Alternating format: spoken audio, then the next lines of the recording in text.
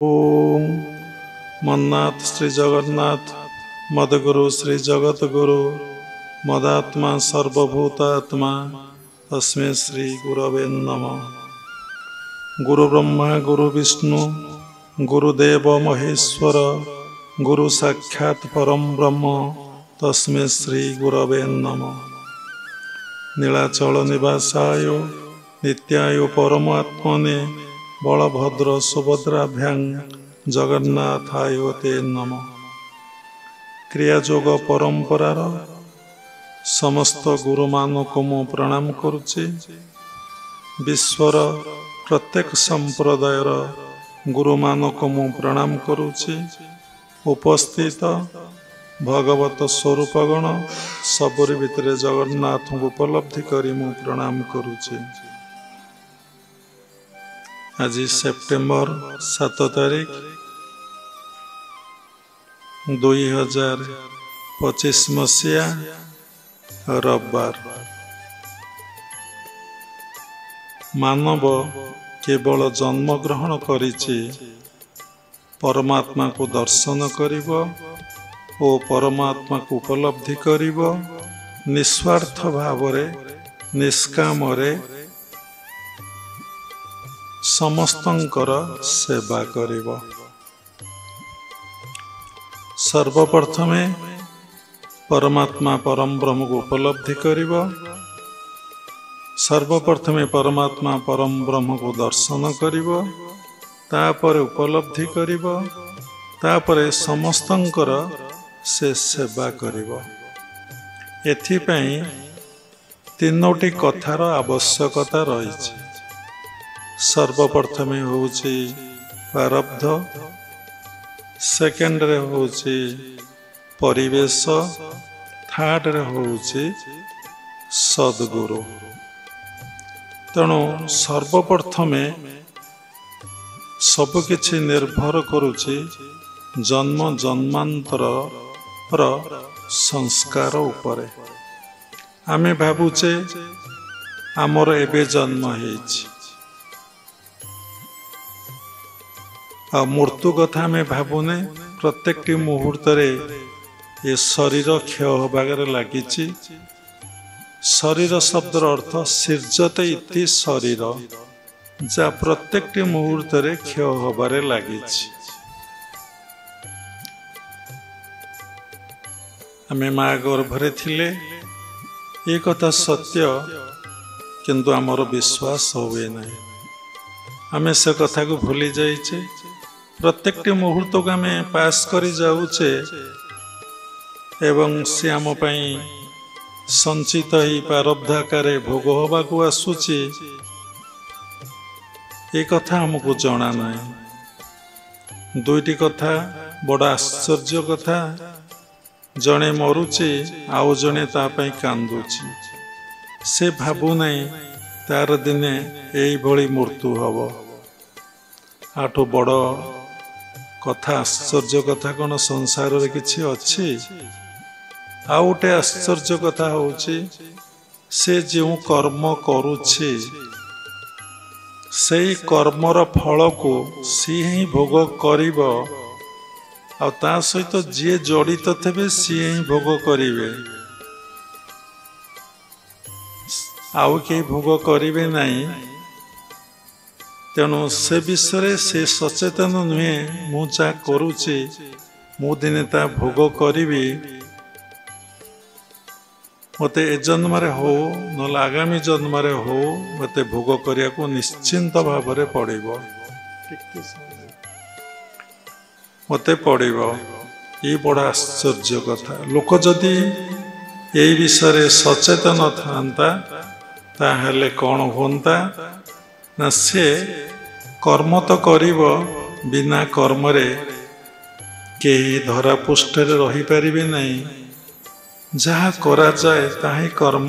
बसिबाटा गोटे कर्म, शोइबाटा गोटे कर्म, चलिबाटा गोटे कर्म, कथा कहबाटा गोटे कर्म, ठाकुर पूजा करबा गोटे कर्म, पाठ पढ़िबा गोटे कर्म, माटी हाणिबा गोटे कर्म, श्वास प्रश्वास नवा छाड़ा आम तो नौने। जदि आम नवा छाड़ा सी गोटे कर्म। ବିନା କର୍ମରେ ଏ ଧରା ପୃଷ୍ଠରେ ଏଇ ପୃଥିବୀ ପୃଷ୍ଠରେ କେହି ବଞ୍ଚିପାରିବେ ନାହିଁ। କର୍ମରୁ ସୃଷ୍ଟି ହୁଏ କ'ଣ? ସଞ୍ଚିତ ପ୍ରାରବ୍ଧ ବା କ୍ରିୟମାଣରୁ ସୃଷ୍ଟି ହୁଏ ସଞ୍ଚିତ ପ୍ରାରବ୍ଧ। କ୍ରିୟମାଣ ଆମେ ଯାହା କରୁଛେ ତା ଡିପୋଜିଟ୍ ହିଁ ରହିଯାଉଛି ଏବଂ ସେଥିରୁ ଯାହା ଭୋଗ ହେଉଛି ତାହା ହିଁ ପ୍ରାରବ୍ଧ। ଯାହା ଭୋଗ ହିଁ ନ ରହିଗଲା ତାହା ହିଁ ସଞ୍ଚିତ। ତେଣୁ ସାଧନା ପାଇଁ ତିନୋଟି କଥା ଦରକାର: ପ୍ରାରବ୍ଧ, ପରିବେଶ ଆଉ ସଦ୍ଗୁରୁ। ଏଇ କଥା ଗୁରୁଦେବ ବାରମ୍ବାର ସତ୍ସଙ୍ଗରେ କହୁଥିଲେ, ଆମେମାନେ ସମସ୍ତେ ଶୁଣିଛୁ। ସେ କହନ୍ତି, ସୁକର୍ମେ ସାଧୁ ସଙ୍ଗ ପାଇ, କୁକର୍ମେ ଅସାଧୁ ମିଳଇ, ପୂର୍ବ ବିପାକ କର୍ମ ଫଳେ, ଅସାଧୁ ସଙ୍ଗ ନିତ୍ୟ ମିଳେ। କ'ଣ ଏ କଥାର ଅର୍ଥ?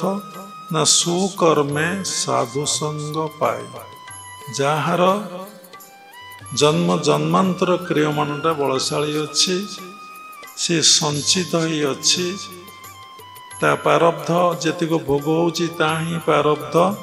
ସେ ଯଦି ଠିକ୍ ଅଛି, ତେଣୁ ଭଲ ସନ୍ଥଙ୍କ ପାଖରେ, ଭଲ ଗୁରୁଙ୍କ ପାଖରେ ଆପଣ ପହଞ୍ଚି ପାରିବେ। ଯଦି ଜଣେ ସାଧକ ବା ସାଧିକା ଜନ୍ମ ଜନ୍ମାନ୍ତର ସାଧନା କରି କରି କରି କରି ଆସିଛି ଭଗବାନଙ୍କୁ ଦର୍ଶନ ଆଉ ଉପଲବ୍ଧି କରିବା ପାଇଁ, ମଲା ପରେ ମଣିଷର ସ୍ଥୂଳ ଶରୀରଟା ପୋଡ଼ି ହେଇଯାଏ, ପଞ୍ଚଭୌତିକ ଶରୀର ପଞ୍ଚଭୂତରେ ଲୀନ ହେଇଯାଏ। କିନ୍ତୁ ତା ଭିତରେ ଆଉ ଗୋଟେ ଶରୀର ଥାଏ, ସୂକ୍ଷ୍ମ ଶରୀର। ସୂକ୍ଷ୍ମ ଶରୀର ଭିତରେ ଆଉ ଗୋଟେ ଶରୀର ଥାଏ, କାରଣ ଶରୀର। କାରଣ ଶରୀରକୁ ଅତିକ୍ରମ କଲେ ସାଧକ ଆତ୍ମାର ସନ୍ଧାନ ବା ପରମାତ୍ମା ପରମ ବ୍ରହ୍ମଙ୍କର ଦର୍ଶନ ଆଉ ଉପଲବ୍ଧି କରିପାରେ। ଯେପର୍ଯ୍ୟନ୍ତ ସେ ସ୍ଥୂଳ ଶରୀରରେ ଅଛି, ଏଇ ଭୋଗ ଶରୀରରେ ଅଛି, ଦେହକୁ ଭୋଗ କରିବା ପାଇଁ ଚାହୁଁଛି, ଉପଭୋଗ କରିବା ପାଇଁ ଚାହୁଁଛି, ସେ ସୂକ୍ଷ୍ମ ଶରୀର ବିଷୟରେ ଜାଣିପାରିବ ନାହିଁ, କାରଣ ଶରୀର ବିଷୟରେ ଜାଣିପାରିବ ନାହିଁ ଏବଂ ଆତ୍ମା କ'ଣ, ପରମାତ୍ମା କ'ଣ, ସେ ବିଷୟରେ ସେ ଜ୍ଞାନ ଲାଭ କରିପାରିବ ନାହିଁ। ସେଥିଲାଗି ଭାଗବତରେ ଲେଖା ଅଛି, ଦେହର ସୁଖ ଦିନେ ଦିନେ କଦାପି ନଚିନ୍ତିବ ମନେ, ଦେହକୁ ଦେଖୁଥିବ ଭିନ୍ନେ ଭିନ୍ନେ, କାଷ୍ଟ ଯେସନେ ହୁତାସନ। ମାନେ ଦେହର ସୁଖ, ଏ ଦେହର ସୁଖ କେତେବେଳେ ଚାହିଁବ ନାହିଁ, ଏ ଦେହର ଯତ୍ନ ନେବ, ଦେହର ରକ୍ଷଣାବେକ୍ଷଣ କରିବ। କାହିଁକି ନା ଦେହଟା ହେଉଛି ଗୋଟେ ମନ୍ଦିର। Your body is temple of God. ଆପଣଙ୍କ ଶରୀରଟା ହିଁ ଭଗବାନଙ୍କର ମନ୍ଦିର। ଏଇ ମନ୍ଦିରରେ ଭଗବାନ ଅଛନ୍ତି, ତାଙ୍କୁ ସାଧନା ଦ୍ୱାରା ଦର୍ଶନ ଆଉ ଉପଲବ୍ଧି କରାଯାଏ।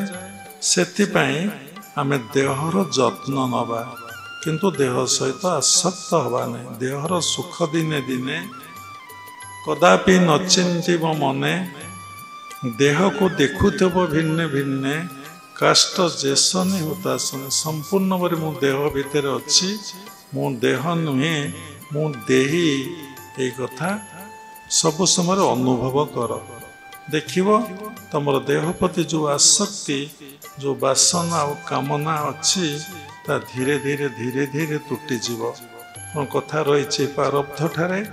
ତେଣୁ ପ୍ରାରବ୍ଧ ଯାହାର ବଳବାନ ଥାଏ, ଜନ୍ମ ଜନ୍ମାନ୍ତର ସାଧନା କରି ଆସିଥାଏ, ତାହା କେବେ ପୋଡ଼ି ପାଉଁଶ ହୁଏ ନାହିଁ। ପଞ୍ଚଭୌତିକ ଶରୀର ପାଣିରେ ପକାଇ ଦିଅ, କି ପୋତି ଦିଅ, କି ପୋଡ଼ି ଦିଅ, ସେ ନଷ୍ଟ ହେଇଯିବ, କିନ୍ତୁ ସଂସ୍କାର କେବେ ନଷ୍ଟ ହୁଏ ନାହିଁ।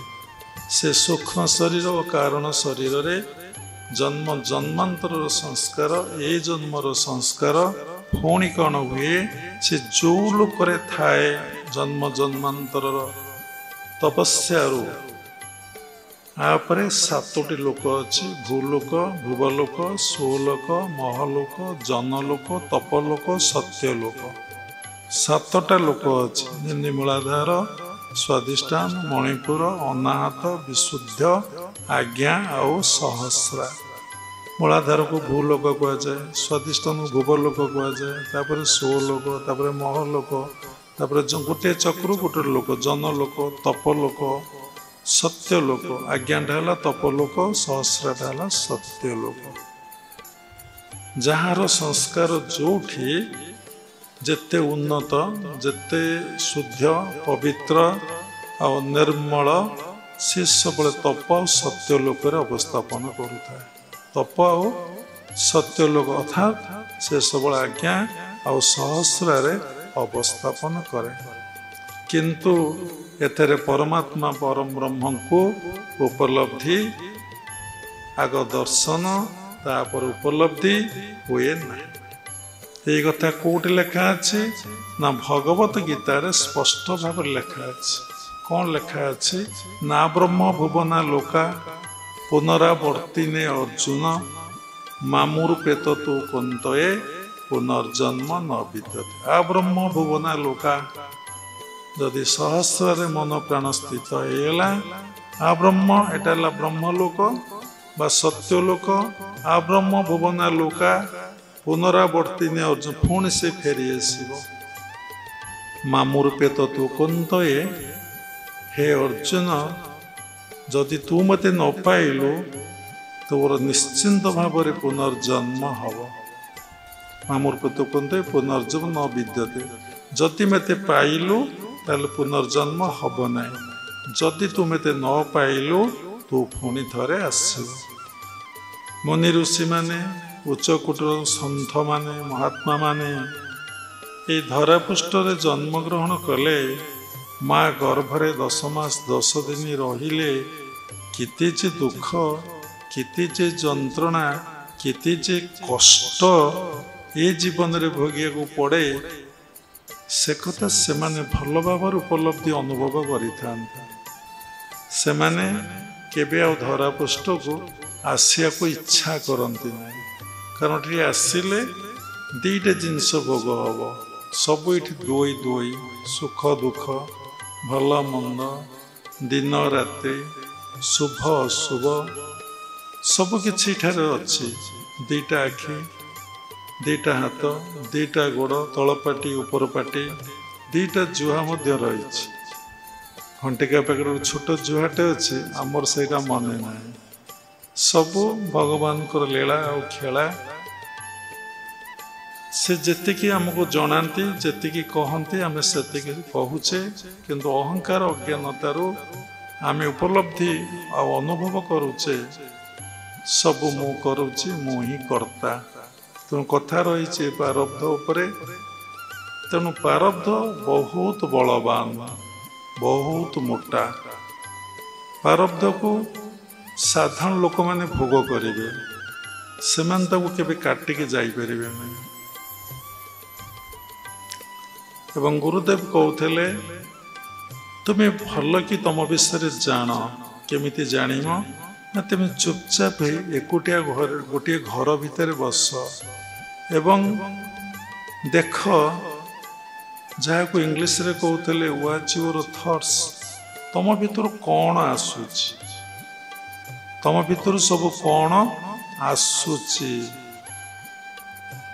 ଏଇ ଗୋଟିଏ ଦିନ ଅବଜର୍ଭ କର ନାହିଁ, ଏମିତି ମାସଟାଏ ଅବଜର୍ଭ କର ଏକୁଟିଆ ବସିକି। ଦେଖ ତମ ଭିତରେ କ'ଣ ଅଛି, ବାହାରୁଛି। ତମ ଭିତରେ ଯଦି ନାହିଁ, କେବେ ବାହାରିବ? ମାନେ ପୋଖରୀ ପାଣିଟି କେତେ ନିର୍ମଳ, କେତେ ପରିଷ୍କାର, କେତେ ଶୁଦ୍ଧ ଜଣା ପଡ଼ୁଛି, କିନ୍ତୁ ଇଟା ଖଣ୍ଡେ ପକେଇଦେଲେ, ପଥର ଖଣ୍ଡେ ପକେଇଦେଲେ ଗୋଳିଆ ପାଣି ଆସିଲା। ଏଥିରୁ ଜଣା ପଡ଼ିଲା ତା ତଳେ ପଙ୍କ ଥିଲା। ତା ତଳେ ଯଦି ପଙ୍କ ନଥିଲା ତାହେଲେ ଗୋଳିଆ ପାଣି ଆଉ କେମିତି ତା ଭିତରୁ ଆସିଲା? ଯଦି ତା ତଳେ ପଙ୍କ ନଥାନ୍ତା, ଯେତେ ବଡ଼ ଟେକାଟିଏ ପକେଇଦେଲେ, ପଥର ଖଣ୍ଡେ ଇଟା ଖଣ୍ଡେ ପକେଇଦେଲେ, କେବେ କ'ଣ ଗୋଳିଆ ପାଣି ଆସିଥାନ୍ତା? ସେ ନିର୍ମଳ ପାଣିଟା ହିଁ ଆସିଥାନ୍ତା। ଏଥିରୁ ଜଣାପଡ଼େ ନିଶ୍ଚିନ୍ତ ଭାବରେ ଯଦି ଲୋକ ଶୁଦ୍ଧ ପବିତ୍ର ଦେଖାଯାଉଛି, ନିର୍ମଳ ଦେଖାଯାଉଛି, ପରିବେଶରେ ସେ ଅଲଗା ହେଇଯାଉଛି। କେତେବେଳେ କୋଉ ପରିବେଶରେ ସେ ଅଲଗା ହେଇଯାଉଛି।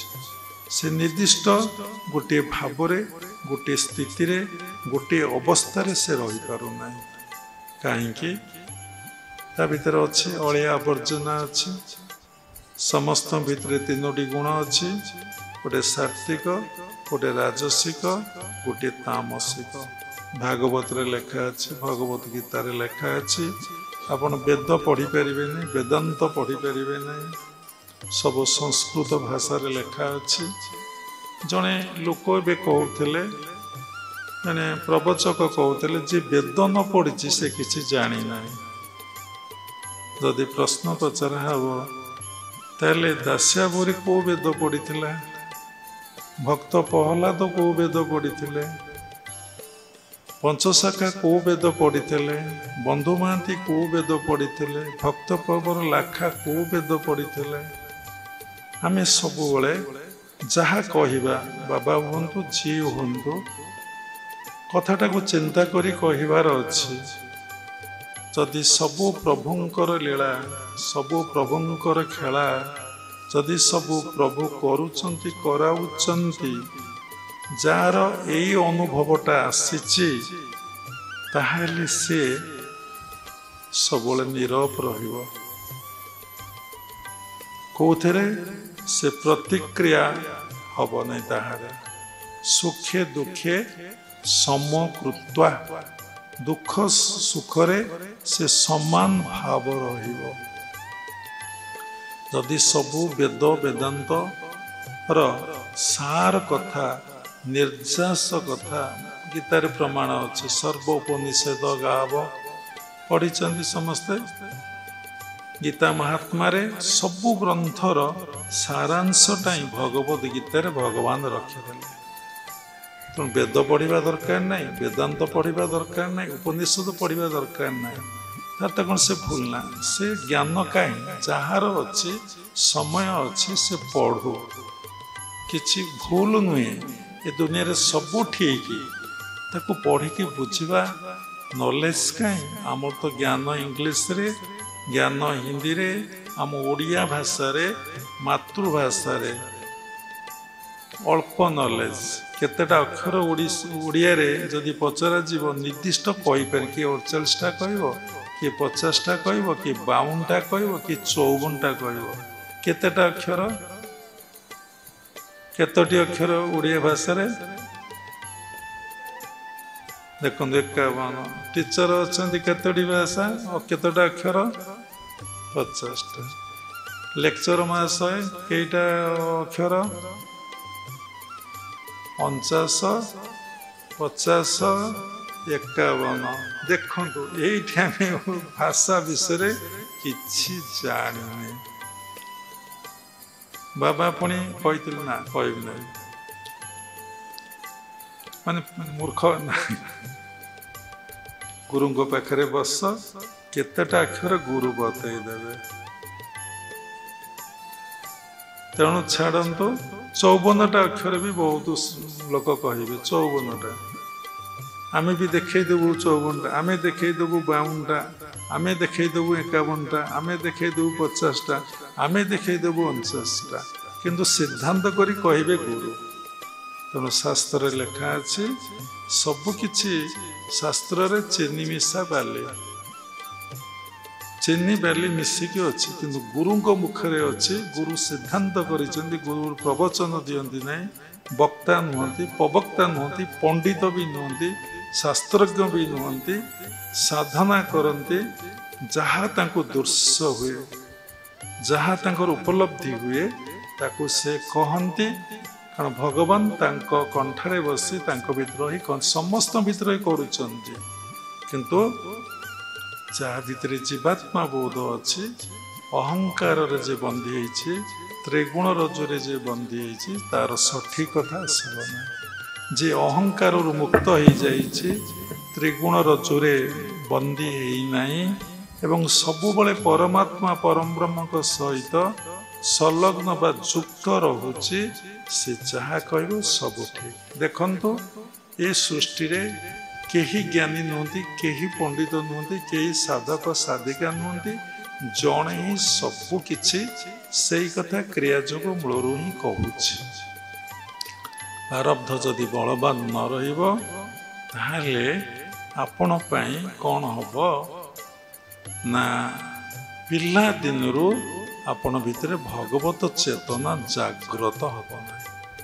साधना केतेबेले क्षय हुए नहीं, साधना निज भितर थाए, मरला परे से भी पोड़ी हुए नहीं, से भी पाउंस हुए नहीं, ताकू भोग करिया पई आमे जन्म होइछे। जदि से पोड़ी पाउंस होई जाई थांता ताहेले आमे कोन करितांते ना परमात्मा परम ब्रह्म को सहित मिलन होइतांते, आउ जन्म ग्रहण करि नथांते। जेहेतु आमे जन्म हेइछे आमर संस्कार को भोग करिया पई एवं संस्कार को त्याग करिया पई, संस्कार को पोड़ी पाउंस करदबा पई तीनोटी कथा रहला। साधारण लोक भोगिबो, जो माने उच्च स्तरर समान ताको त्याग करिवे, ताठू उच्च स्तरर जो माने साधना द्वारा ताको पोड़ी के पाउंस करदे। ए कथा भगवत गीता रे भागवत रे सुंदर भावरे उल्लेख अछि। भगवत गीतार गोटे श्लोक अछि, ज्ञानाग्नि सर्वकर्माणि भस्मसात् कुरुते तथा। हे अर्जुन, ज्ञानाग्नि सर्वकर्माणि कहले प्रारब्ध संचित क्रियमाण बा क्रियमाण संचित प्रारब्ध को पोड़ी पाउंस करदब। जेते जप, जेते तप, जेते तीर्थ, जेते दान, जेते सेवा एवं जेते पुण्य कर्म अच्छी, धर्म कर्म नहीं, पुण्य अलगा धर्म अलगा, जेते पुण्य कर्म अच्छी तमे कर, तुमर कौन हब ना संस्कार सृष्टि हेका जीव। पुण्य संस्कार सृष्टि हेका जीव, कार पाप संस्कार सृष्टि हेका जीव संचित ही रहिबो। आमे जहा करूचे से फलटा स्टोर हो जाउची कोठी ना हमर चित्त रे बा मिड ब्रेन रे। तो सेति लगी कह जाए जोग चित्तवृत्ति निरोध। तो जोग करले कौन है? जोग शब्दर अर्थ 1 + 1 1 + 1 = 2। साधारण लोक भाषा रे 1 सहित 1 मिसिले 2, किंतु जोग शास्त्र रे 1 सहित 1 मिसिले से 1। एटा ओलोटा पाठ, अपड़ा पाठ। एटा सेति लगी होची शून्य कॉलेज। ये शून्य कॉलेज ना लिखेब पाठ पढ़िया पई। कौन पाठ पढ़िबो ना सबु सुन। लाइडी बाबू को जड़े पचारे तमें कौन पाई ध्यान करुच? गंगा कूल पदाचरण करुले आत्मबोध अवस्था पचारे कौन पाई ध्यान कर? लाइडी बाबा किसी कहले ना। पुणी थे पचारे कौन पाई ध्यान कर? लाइडी बाबा किसी कहले। आउ थे पचारे कौन पाई ध्यान करुच ना नथिंग पाई। नथिंग पाई आम मेडिटेशन करुच। नथिंग जदि आप बारंबार उच्चारण करेंगे कौन हम? उच्चारण कर देखिले nothing nothing nothing nothing nothing nothing. चिंता शून्य अवस्था को जीवाई मेडिटेशन करा जाउछि। ठीक ना भूल? इंग्लिश नॉलेज अच्छा जानीते MSc MCom MA MSc सब बसचंती ना। तेणु ये पाठ सहित ये पाठर कौन सी संपर्क ना, टिके भी संपर्क ना। गुरु आज्ञा खट हो चाट जेबे पढ़ी बुटी अपड़ा पाठ। माता बादे खट छाड़ीदेव बाट तेबे भेट जाई परम मठ। प्रथम षड ऐरी एकादश संग निबारी। प्रकृति 25 कले हेले नाश फिटी जीव अंधकार कबाट। गुरु आज्ञा खट हो चाट जेबे पढ़ी बुटी अपड़ा पाठ। देखंतु माँ गर्भरू ବହୁତ ଶିଶୁ ଆସୁଛନ୍ତି, ପୁଅ ଝିଅ ବାଳକ ବାଳିକା ସବୁ ଜନ୍ମଗ୍ରହଣ କରୁଛନ୍ତି, ଛୋଟ ଶିଶୁ ଆସୁଛନ୍ତି।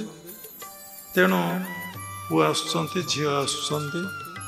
ଅନେକ ଶିଶୁ ଦେବ ଶିଶୁ, ଅନେକ ଶିଶୁ ମାନବ ଶିଶୁ, ଅନେକ ଶିଶୁ ରାକ୍ଷସ ଶିଶୁ।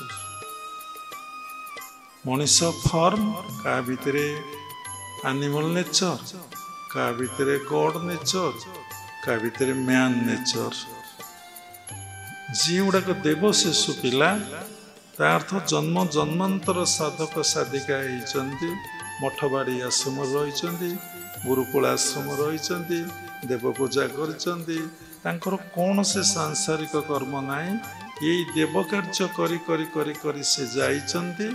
ଏବଂ କିଏ ଆଶା ରଖିଥାଉ କିଏ ଆଶା ନ ରଖିଥାଉ, ତାର କ'ଣ ଅଛି ନା ସେଇ ସଂସ୍କାରଟା ନେଇକି ସେ ଚାଲିଗଲା, ଦେହାନ୍ତ ହେଇଗଲା, ମୂର୍ତ୍ତ ହେଇଗଲା, ଶରୀର ପ୍ରାପ୍ତି ହେଲା। ଜନ୍ମ ତ ନିଶ୍ଚିନ୍ତ ହବ ନା, କାରଣ ଭଗବତ ଗୀତାର ସେଇ ସ୍ୱରକୁ ପୁଣି ପୁନରାବୃତ୍ତି କଲେ ଭଲ ଲାଗିବ ନାହିଁ। ଆବ୍ରହ୍ମ ଭୁବନା ଲୋକା ପୁନରାବର୍ତ୍ତିନେ ଅର୍ଜୁନ, ମାମୁରୂପେତ ତୁ କନ୍ତୟେ ପୁନର୍ଜନ୍ମ ନ ବିଦ୍ୟତେ। ପୁଣି ଭଗବତ ଗୀତା 6ଠ ଅଧ୍ୟାୟରେ ଅଛି, ଶୁଚିନାଂ ଶ୍ରୀମତା ଗୃହେ ଯୋଗ ଭ୍ରଷ୍ଟ ଜାୟତେ। ଯେଉଁମାନେ ଯୋଗ ଭ୍ରଷ୍ଟ, ଯୋଗ ଅଭ୍ୟାସ କରି କରି ଭଗବତ ଦର୍ଶନ ଉପଲବ୍ଧି ହେଇନାହିଁ, ସେମାନେ କ'ଣ କରନ୍ତି ନା ଶୁଚି କୂଳରେ, ମାନେ ଅତି ପବିତ୍ର କୂଳରେ, ଯେଉଁଠି ବାପା ମା ଧାର୍ମିକ, ଗୁରୁ ଆଶ୍ରିତ ଏବଂ ସାଧନ ଭଜନରେ ରତ ଏବଂ ସେବାରତ, ସେଇମାନଙ୍କୁ କୂଳକୁ ଭଗବାନ କ'ଣ କରନ୍ତି, ସେଇ ଦେବ ଶିଶୁମାନଙ୍କୁ ପଠାଇ ଦିଅନ୍ତି। ବାୟୁମଣ୍ଡଳରେ ବା ବାୟୁମଣ୍ଡଳ ଅଥିତ ହେଲା ପରେ ବି 7ଟା ଲୋକ ଅଛି ବାବା କହିଲେ, ବହୁତ ସମୟ ଲାଗିବ। 7ଟା ଲୋକରେ କହିଲେ କେତେଟା ଏପିସୋଡ ହବ? ଭୂ ଲୋକ କେତେ ଭାଗ ବିଭକ୍ତ କରାଯାଇଛି, ଭୁବ ଲୋକ କେତେ ଭାଗ ବିଭକ୍ତ କରାଯାଇଛି, ମହ ଲୋକକୁ କେତେ ଭାଗରେ ବିଭକ୍ତ, ଜନ ଲୋକକୁ କେତେ ଭାଗରେ ବିଭକ୍ତ କରାଯାଇଛି। ଇଏ ସବୁ ଅଟୋମେଟିକ କମ୍ପ୍ୟୁଟର ବସିଛି ମହାଶୂନ୍ୟରେ। ପ୍ରତ୍ୟେକ ଲୋକର ରିପୋର୍ଟ, ଦୈନନ୍ଦିନର ରିପୋର୍ଟ ସବୁ ତାଙ୍କ ପାଖରେ ରହିଯାଉଛି। ଯିଏ ଯାହା କରିଛି ତାକୁ ନିଶ୍ଚିନ୍ତ ଭୋଗ କରିବାକୁ ପଡ଼ିବ, ଏବଂ ଭୋଗ କରିବାକୁ ବି ପଡ଼ିବନି, ଏବଂ ତାକୁ ପୋଡ଼ି ପାଉଁଶ କରିଦେଇ ହେବ। 3ଟା କଥା ବାବା କହିଲେ। ଆପଣମାନେ କ'ଣ କରିବେ? ଭୋଗ କରିବେ ନା ତ୍ୟାଗ କରିବେ ନା ପୋଡ଼ିକି ପାଉଁଶ କରିବେ? କ'ଣ କରିବେ? କ'ଣ କରିବେ? ଶୁଭ ନାହିଁ ବଡ଼ ପାଟିରେ। କ'ଣ କରିବେ? ହଁ, ପୋଡ଼ି ପାଉଁଶଟା ହେଉଛି ଅନ୍ତିମ କଥା। ଯେମିତି ଗୋଟେ ଦୀପ ଜଳୁଛି, ସେ ଦୀପରେ ତେଲ ଅଛି ବା ଘିଅ ଅଛି, ବଳିତା ପଡ଼ିଛି, ଗୋଟେ ତେଜଣା କାଠି, ଦୀପ ତେଜେ 49 ପବନ। ଏଇ ଯେଉଁ ପ୍ରଦୀପ ଜଳୁଛି, ଆକୁ ଜଳଉଛି କି ଯେଉଁ ବ୍ରେଥ୍, ଦୀପ ତେଜେ 49 ପବନ। ତେଣୁ ଏଇ 49 ପବନ କ'ଣ ହେଉଛି ନା ଦୀପକୁ ତେଜୁଛି। ଯଦି ଏଇ 49 ପବନକୁ ଆମେ ପ୍ରବାହିତକୁ ବନ୍ଦ କରିଦେବା, ଦୀପ ଲିଭିଯିବ ନା ଲିଭିଯିବ ନାହିଁ? କେଡ଼େ ସୁନ୍ଦର ଦୀପ ତେଜେ 49 ପବନ। ଯଦି 49 ପବନକୁ, 49 ବାୟୁକୁ ଆମେ ବନ୍ଦ କରିଦେଲେ, ସେ ହେଲା 50 ବାୟୁ। 49 ବାୟୁର ସମାର ହେଲା 50ଟି ବାୟୁ, 50ଟି ଅକ୍ଷର। 49 ଅକ୍ଷର ମିଶିଗଲେ ସେଟା କ'ଣ ହବ ନା 50 ଅକ୍ଷର ହବ। 36, 34, 16 କେତେ ହେଲା? ସ୍ୱରବର୍ଣ୍ଣ କେତେଟା? 15ଟା ନା 16ଟା? ତାପରେ ବ୍ୟଞ୍ଜନ ବର୍ଣ୍ଣ, ତାପରେ ବ୍ୟଞ୍ଜନ ବର୍ଣ୍ଣ କେତେଟା? ବ୍ୟଞ୍ଜନ ବର୍ଣ୍ଣ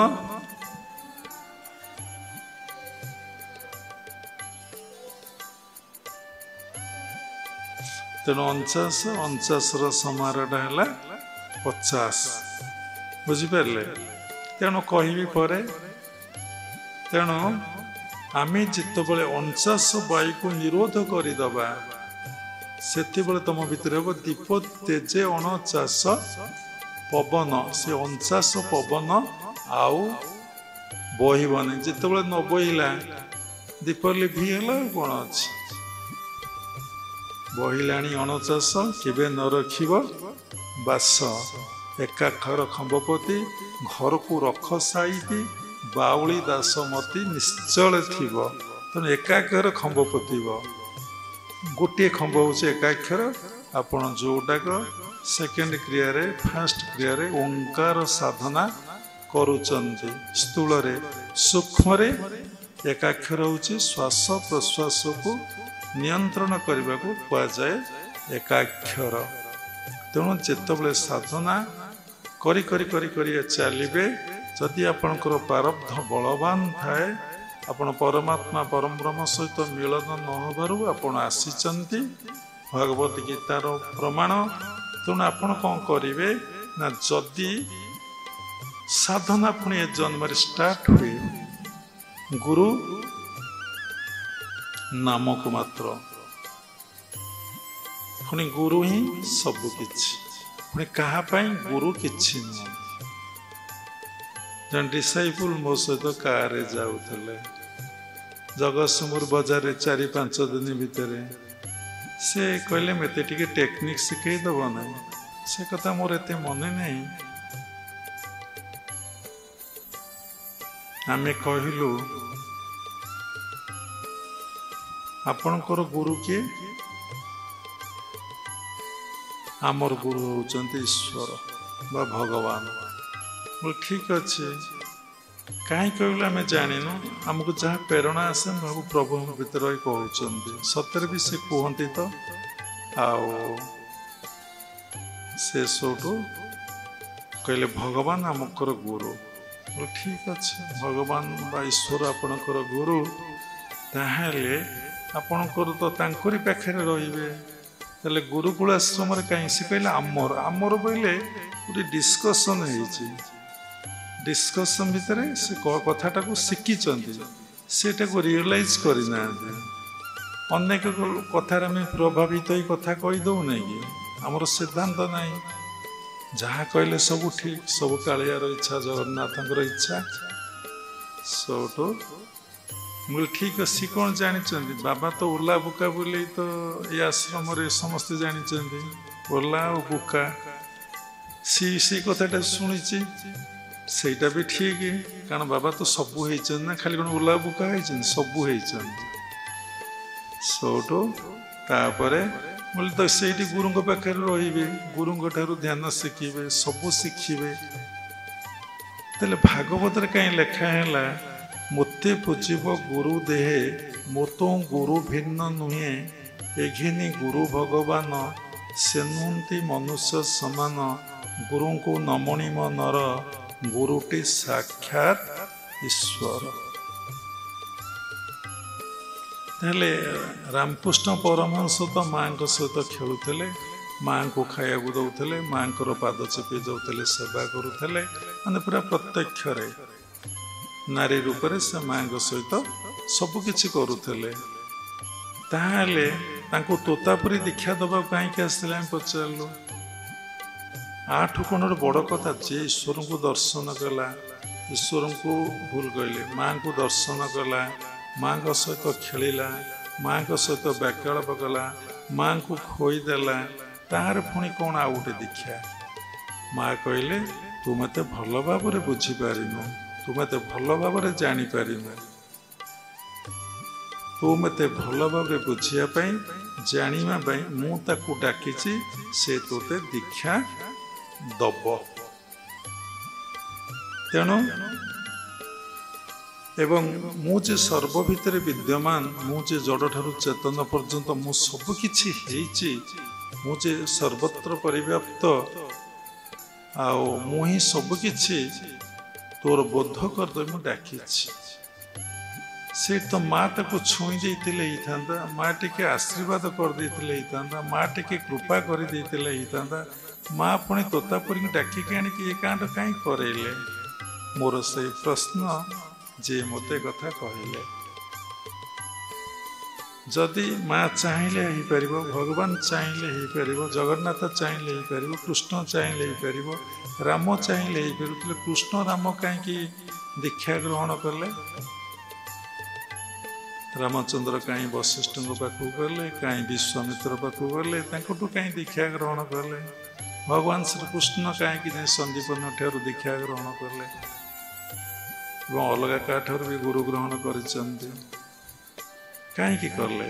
कारण सृष्टिर जो परंपरा भगवान कर जो नीति नियम ताही शास्त्र रे उल्लेख अच्छी। एवं सेटा को जदि भगवान चाहिए भांगी देवे, भांगी दे पारे, हाथ दिन को राति, राति को दिन को से करिपारନ୍ତି।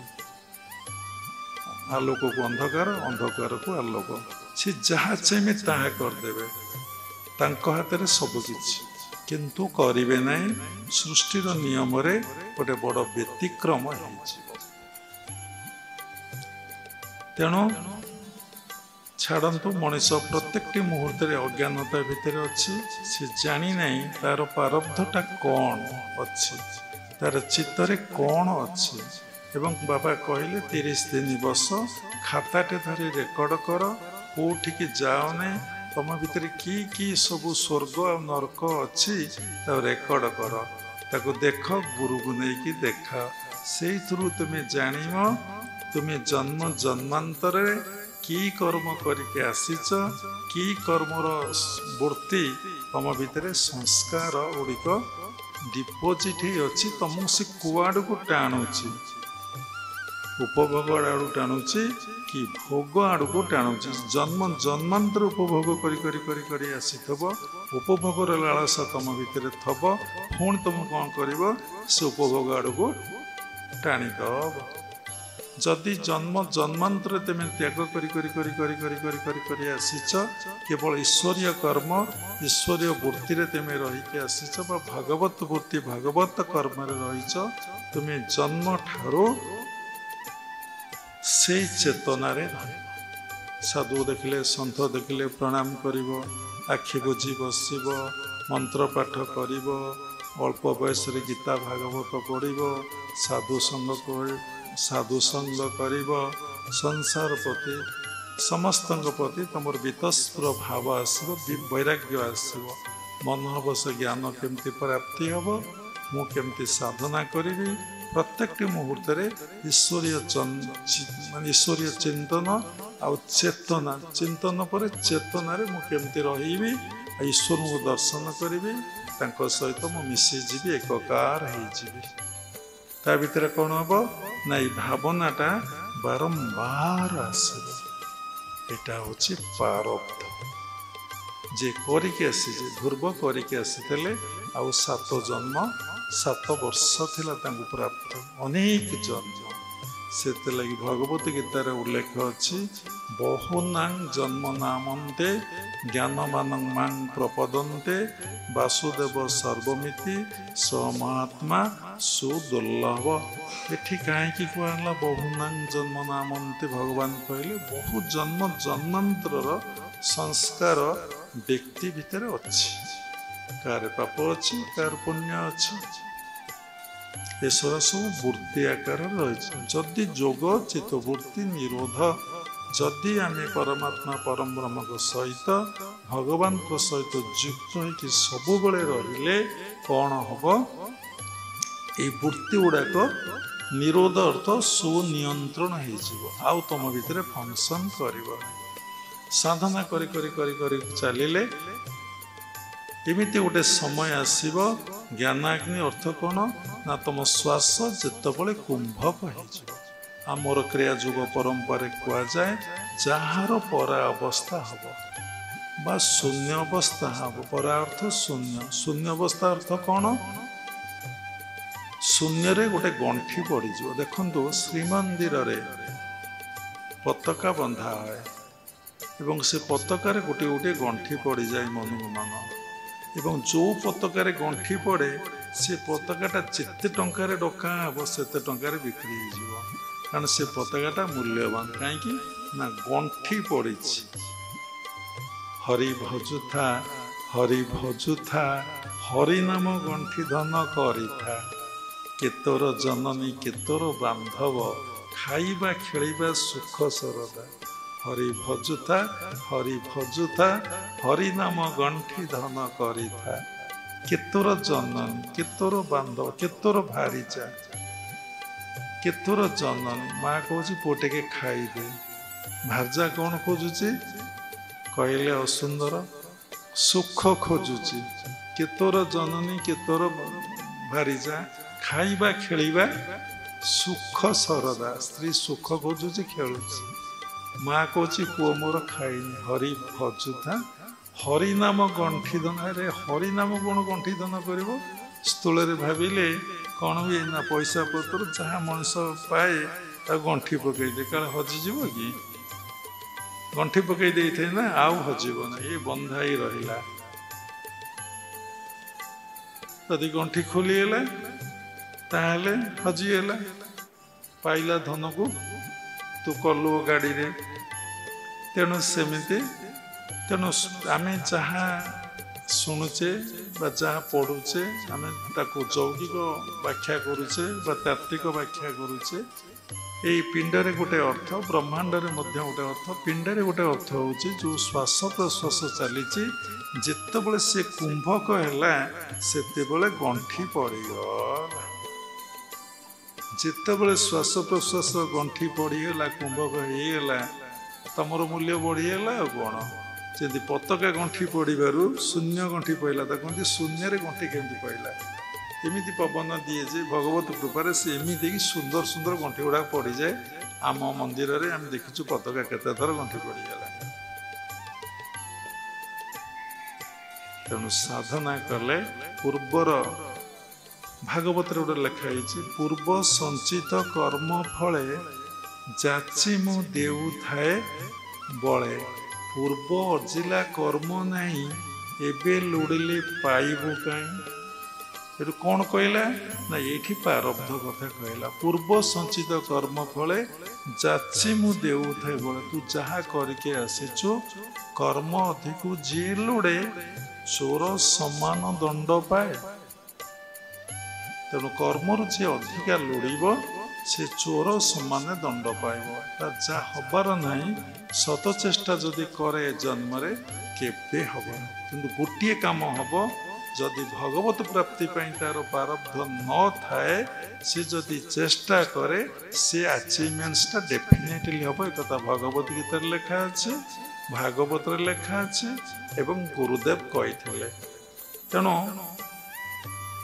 ସାଧନା କରି କରି କରି କରି ଚାଲିଲେ, ପ୍ରାଣକ୍ରିୟା କରି କରି ଚାଲିଲେ, କ୍ରିୟା କରି କରି କରି ଯେତେ ଚାଲିବେ ଦେଖିବେ ସେ ଶ୍ୱାସ ପ୍ରଶ୍ୱାସର ଗତି ଦିନକୁ ଦିନ କ୍ଷୀଣ ହେବାରେ ଲାଗିବ, ଛୋଟ ହେବାରେ ଲାଗିବ। ଗୁରୁଦେବ ଲିଟିଲ୍ ଆଣ୍ଡ ଫିବୁଲ୍ ହେଇଯିବ। ଯେତେ ପ୍ରାଣ କ୍ରିୟା ଆପଣ କରିବେ, ଯେତେ କ୍ରିୟା ଅଭ୍ୟାସ ଆପଣ କରିବେ, ଗୋଟିଏ କଥାରୁ ଅନେକ କଥା ପ୍ରାରବ୍ଧ ସରିବ ନାହିଁ। ପୁଣି ସଂସ୍କାର ଅଛି, ପୁଣି ପରିବେଶ ଅଛି। ତେଣୁ ଆମେ କେତେ ସମୟ କ୍ରିୟା କରୁଛେ, ଆମର ଶ୍ୱାସ ପ୍ରଶ୍ୱାସର ଗତିକୁ ଆମେ ବନ୍ଦ କରିକି ରଖିପାରୁଛେ। ଆମେ ସ୍ୱାଭାବିକ ଗୋଟେ କଥା ଜାଣିଛେ, ଯେତେବେଳେ ଆମେ ପ୍ରଣାମ କରୁଛେ ବା ନମସ୍କାର କରୁଛେ, ଦେଖନ୍ତୁ ଶ୍ୱାସ ପ୍ରଶ୍ୱାସର ଗତି ବନ୍ଦ ହେଇଯାଉଛି। ଦେଖନ୍ତୁ ଶ୍ୱାସ ପ୍ରଶ୍ୱାସର ଗତି ବନ୍ଦ ହେଲେ ଆପଣ ଭିତରେ କନସେନ୍ଟ୍ରେସନ୍ ଆସୁଛି ଏବଂ ଶ୍ୱାସ ପ୍ରଶ୍ୱାସ ଗତି ବନ୍ଦ ହେଲେ ଆପଣ ବଡି ଅଧିକା ଏନର୍ଜି ପାଇଯାଉଛି। କେମିତି? କୂଅରେ ପାଣି ବାଲ୍ଟି କାଢ଼ିଲ, ଆଉ ତ କୂଅରେ ପାଣି କଢ଼ାଇବେ ନାହିଁ, ତଥାପି ମନ୍ଦିର ମାନଙ୍କରେ ଅଛି। ଯେତେବେଳେ କାଢ଼ିଲେ ଦେଖିଛନ୍ତି ଶ୍ୱାସ ପ୍ରଶ୍ୱାସ ବନ୍ଦ ହେଇଯିବ। ଗୋଟେ ଗୋଡ଼ି ଟୋକେଇ କି ମାଟି ଟୋକେଇ କି ପଥର ଟୋକେଇ ଉପରକୁ ଉଠାନ୍ତୁ, ଦେଖି ଆପଣ ଶ୍ୱାସ ବନ୍ଦ ହେଇଯିବ। ଆପଣ ପ୍ରଣାମ କରନ୍ତୁ, ଶ୍ୱାସ ବନ୍ଦ ହେଇଯିବ। ନମସ୍କାର କରନ୍ତୁ, ଶ୍ୱାସ ବନ୍ଦ ହେଇଯିବ।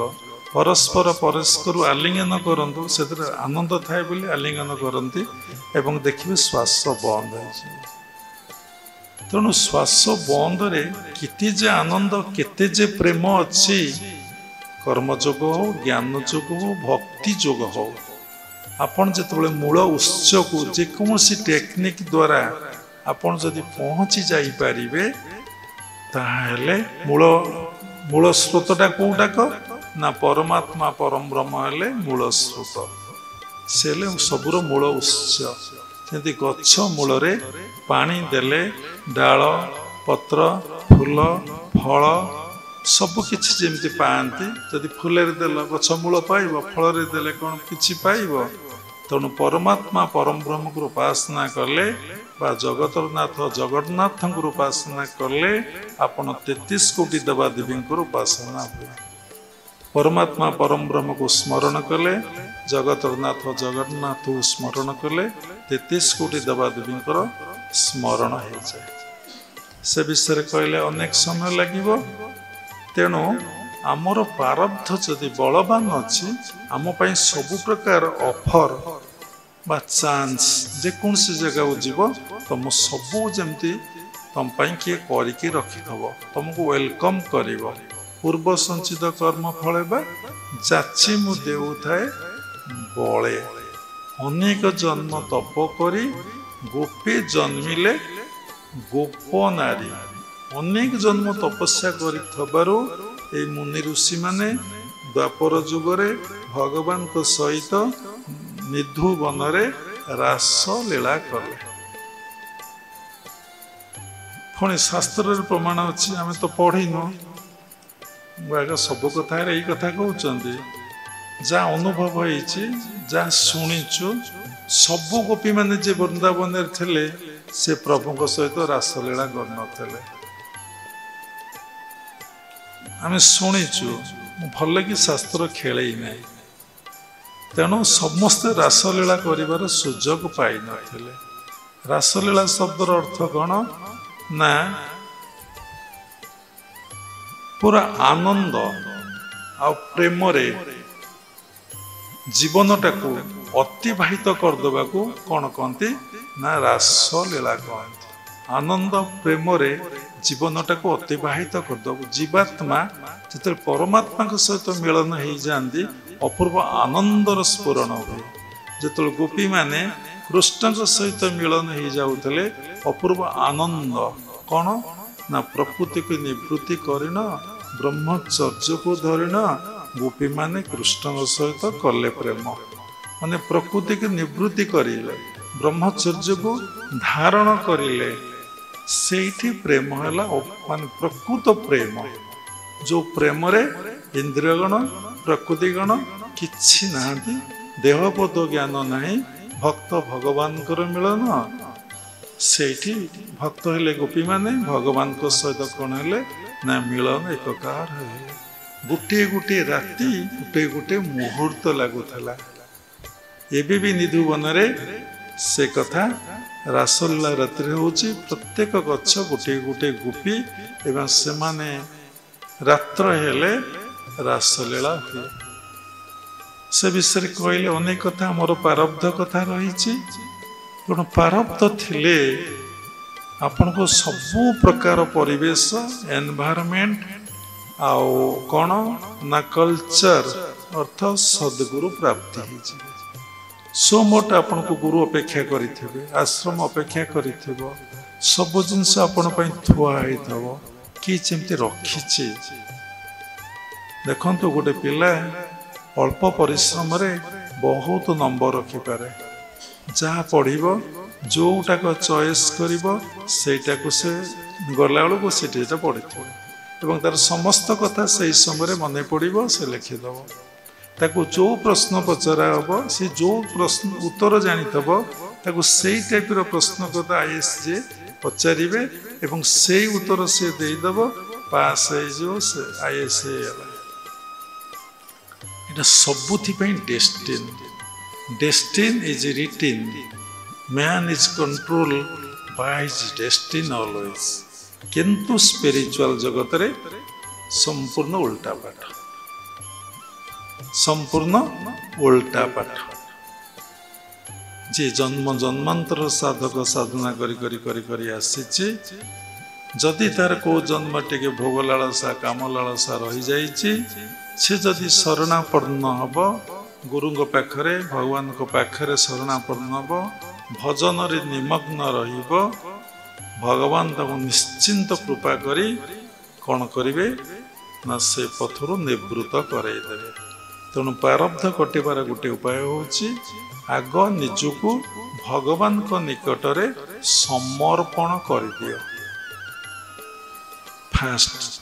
सेकेंड दृढ़ पुरुषाकार खटाओ भगवान को केंद्र करी भगवान को छाड़ी तुम पुरुषाकार खटाइले तुमर पुणी गोडेब भगवान को केंद्र करी मु साधना करी मु नीरव रही मु मौन व्रत करी मु सिजा अलणा खाइबी मु राति 2 घंटा शोइबी। दृढ़ पुरुषाकार खटाइब क्या ना तांकु धरिकी जे सृष्टिर स्रष्टा जे सबु हिसाब निकास जा पाखे रोची जे सबु किछि कंट्रोल करूची ताक पाखरे शरणापन्न मु तुमर तुमे मोर नुह सेठी अहंकार है जीव मु तुमर प्रभु मु तुमर तुमे मोर बस ए भाव आग समर्पण तापरे ए भाव तापरे गुरुगत प्राण जी होइछन जांकर गुरुर आवश्यकता ना इष्टर आवश्यकता अछि कार कालिया कार जगा car Krishna car Ram car माँ काली जहारे अछंती सेठी शरणापन्न होइकी व्याकुल होइकी कांदिले से बाट बतई देबे कहि देबे। काली राति रे सत्यानंद मो पाखरे थिले आमु तो निज कथा कहे भल लागे नै से सत्संग शुणी मु 3 थर फोन काटी दबा कहली सत्यानंद बोले आमे रोचु से नहीं मोटे कथा भी कहीं ना कथा भितर से बाबांकर प्रशंसा करुले आमको सेटा भल लगे ना से केते गुड़े अनुभूति अनुभव कहले से कहले माँ को निर्देश रे मु आपण पाखु दीक्षा नबाकू जाइछि एवं माँ आपण को कंठरे बसीचंती आपण शास्त्र अध्ययन करी मु हिमालय आउ भारत वर्षर अनेक मठ बाड़ी आश्रम उत्तरकाशी आउ ऋषिकेश सबुठे रही रही आसिली जो कथा मु खोजुली पाइली नहीं से कथा आपण मते कहीदेले। देखंतु प्रारब्ध एमिति बलवान आपण को केतबले निम्न नहीं उच्चरे रखिबो केतबले उच्चरु मध्य निम्न को दे आसीबो किंतु पतन हबने जे भगवान को धरिछि भगवान को शरणापन्न होइछि एवं भगवान को भला भाବରେ बुझिछि एवं जानिछि जेते अंतर करूथबो सेते मु कोन करथबि पाखो आसु पाखो थेबि हे प्रभु मते तुम जेते अंतर करिवो मु सेते तुम आड़े से धरिबि। एटा हला कोन ना दृढ़ पुरुषाकार भगवान को धरी देमी पुरुषाकार कटेइबो एवं समर्पण पर माडी बसिक धरी थबो जमा तो मु छाड़ी जे नै से जिते माया कले तुम्हें से मायर प्रभु ये सबु रूप सबु नाम सबु गुण सबु माया सबु तुमर मते कथा कहने। रामकृष्ण परमहंस गोटे सुंदर कथा कहले तांको गाँ रे नाच होतला लोक देखिया को जाइथिले नाचरे कौन हुए नाच आम कहूँ कौन से ओडिया के जानी किए बाघ होइकी आइछि किए भालू होइकी आइछि किए घोड़ा होइकी आइछि किए सिंह होइकी आसिछि। अच्छा तुम डर कि तुम जान आ भीतर लोकटे पईछि कि राम की साम की मोर भाई की बड़ भाई सान भाई पईछि से बाघ होइकी नाचुछि किए भालू होइकी नाचुछि एबे भी नाचुछन्ति एबे नाचुना एबे प्रेमानंद बाबा पाखे 4टा मयूर आइले से नाचिले तो लोक बाबा हसी हसी गड़ीगले कहीं लोक मयूर होइके नाचुछन्ति जितेबले बाघ आसला भालू आसला कि हाथी तो न बाघ भालू आउ किए घोड़ा जितेबले आसिले कौन है अरे भाई रामा आई अरे भाई सामा आई अरे भाई से हरिया आई आपड़ डरुंच कहीं ना ता भितर से गोटे मनुष्य सब लीला करमती जो आम जाना ये सब भगवान माया सब भगवान परीक्षा ये लीला केवल से जगन्नाथ कालियार से बेले भक्त पाखे भगवान कौन करेंगे सरेंडर करेंगे कहे सरेंडर ओडिया कौन तांको पाखे निजक समर्पण करदेवे आ कौन भक्त पाखे भगवान निजक समर्पण करेंगे भक्त को सही लगी भगवान केतबले भक्ति प्रदान करती सब अष्ट ऐश्वर्य दिखती कहीं भक्ति प्रदान भक्त है से भक्तर सेवा करती भक्त जने बस मुहि तार रक्षणे मोर देही तार रक्षण दायित्व भगवान को ऊपर पड़ जाए भगवान कौन करेंगे से लगी भक्ति क्या दिखती नहीं जदि जन्म जन्मांतर साधना रही आम यही स्पिरिचुअल जगत रे आध्यात्मिक जगत रे आम सब भल गुरु भल परिवेश आउ कौन ना भल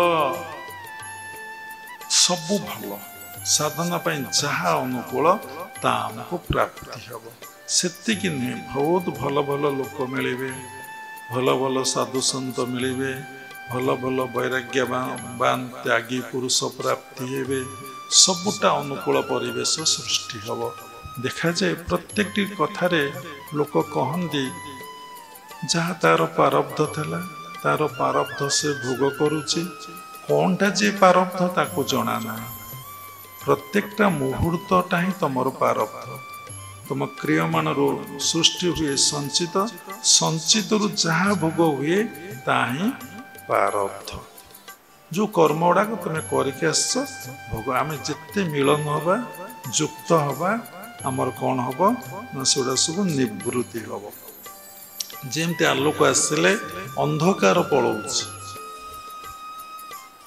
से भली ठंडा आसिले गरम पलाऊँ से भली जदि आम भगवान सहित सब युक्त रहा जप ध्यान द्वारा सत्संग द्वारा स्वाध्याय द्वारा कारण गोटे अवस्था आम रहीपर ना से उच्च स्तर को न जावा पर्यंत से क्रिया युग परंपरा विभिन्न संप्रदाय विभिन्न प्रकार आग कौन हुए ना सात्विक प्रोग्राम साधक साधिका मान को दि जाए वैष्णव संप्रदाय देखो फास्ट उठे मंगल आरती करेंगे तापर ठाकुर पाखे स्नान करेंगे ठाकुर को श्रृंगार करेंगे भोग लगेबे माली गड़ेबे शास्त्र गीता भागवत पाठ करेंगे जप कीर्तन करेंगे 24 घंटा स्वभाव मोर भक्त सर्वदा मोर कार्य रत जे मोर भक्त सबुबले मोरी काम करुए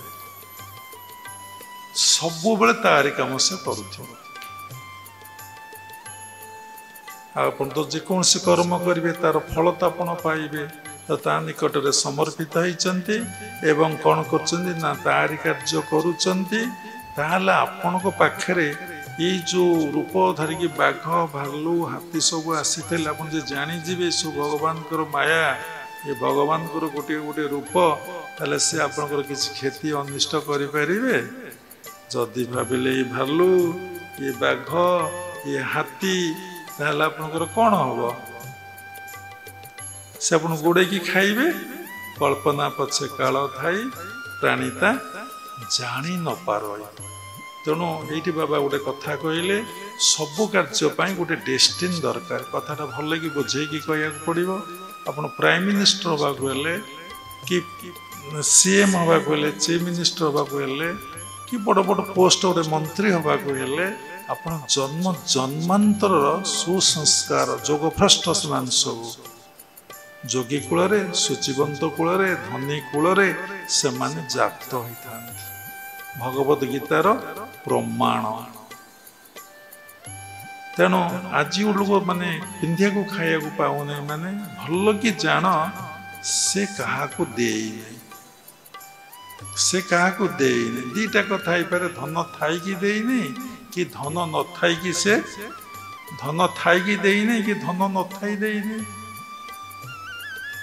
क्या से देने जन मध्यम ସେ ସେମିତି କର୍ମକୁ ଜଣେ ଆଜି ବସି ଶୋଇ ଦିନକୁ 1,00,000 2,00,000 5,00,000 ପାଉଛି, ସେ ନିଶ୍ଚିନ୍ତ ଭାବରେ ପୁଣ୍ୟକର୍ମ କରିଛି ନା ଆଉ, ସାଧନା କରିଛି ନା ଆଉ। ତାହେଲେ ହେଲା କେମିତି? ସବୁ ସୃଷ୍ଟି ହେଇଛି କ୍ରିୟମାନରୁ। ପ୍ରତ୍ୟେକଟି ମୁହୂର୍ତ୍ତ ହିଁ ଆମର ଭବିଷ୍ୟତ, ପ୍ରତ୍ୟେକଟି ମୁହୂର୍ତ୍ତ ହିଁ ଆମର ସଞ୍ଚିତ ପ୍ରାରବ୍ଧ। Each moment is your future. ତେଣୁ ଭେରି ଆୱାରନେସ୍ ଅଲୱେଜ୍, ପ୍ରତ୍ୟେକଟି ମୁହୂର୍ତ୍ତରେ ତୁମେ ସଚେତନରେ ରୁହ। ତୁମେ କ'ଣ କରୁଛ? ଯାହା କରୁଛ ତୁମକୁ ଭୋଗିବାକୁ ପଡ଼ିବ। ତେଣୁ ଭଗବତ ଉପଲବ୍ଧି ଦର୍ଶନ ପାଇଁ ପ୍ରାରବ୍ଧ ଥିଲେ ଖୁବ୍ କମ୍ ସମୟ ଭିତରେ ସବୁ କାମ ଠିକ୍ ଠିକ୍ ଭାବରେ ହେଇଯିବ, ସାଧନା ଠିକ୍ ଠିକ୍ ଭାବରେ ହେଇଯିବ। ତମର ନିଶ୍ଚିନ୍ତ ଭାବରେ ଦର୍ଶନ ହେବ, ଦର୍ଶନ ପରେ ଉପଲବ୍ଧି ହେବ, ଉପଲବ୍ଧି ପରେ ଏ ଜୀବନଟା ସେବାମୟ ହେଇଯିବ। ଫାଷ୍ଟ ବାବା ଆରମ୍ଭ କଲେ ଏଇ କଥାରୁ, ସେବାମୟ ହେଇଯିବ। ପ୍ରାରବ୍ଧ ନଥିଲେ ସାଧନା କରିବା ପାଇଁ ବହୁତ କଷ୍ଟ ହୁଏ, ବହୁତ ବାଧାବିଘ୍ନ ପ୍ରତିବନ୍ଧକ ସୃଷ୍ଟି ହୁଏ, ସେଇଭଳି ଅନୁକୂଳ ପରିବେଶ ମିଳେ ନାହିଁ।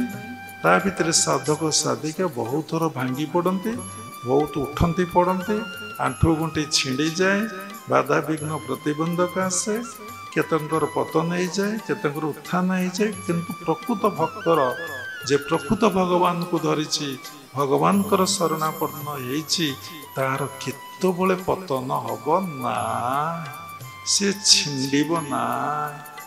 ସେ ଜାଣିଥବ, ତା ଭଗବାନ ତାକୁ କହିଥିବେ ସବୁ ରୂପ ହିଁ ମୋର, ପ୍ରତି ରୂପ ସବୁ ଗୋଟିଏ ଗୋଟିଏ ମାୟା। ତେଣୁ ଏ ସଂସାରରେ ତ ସବୁ ମାୟା।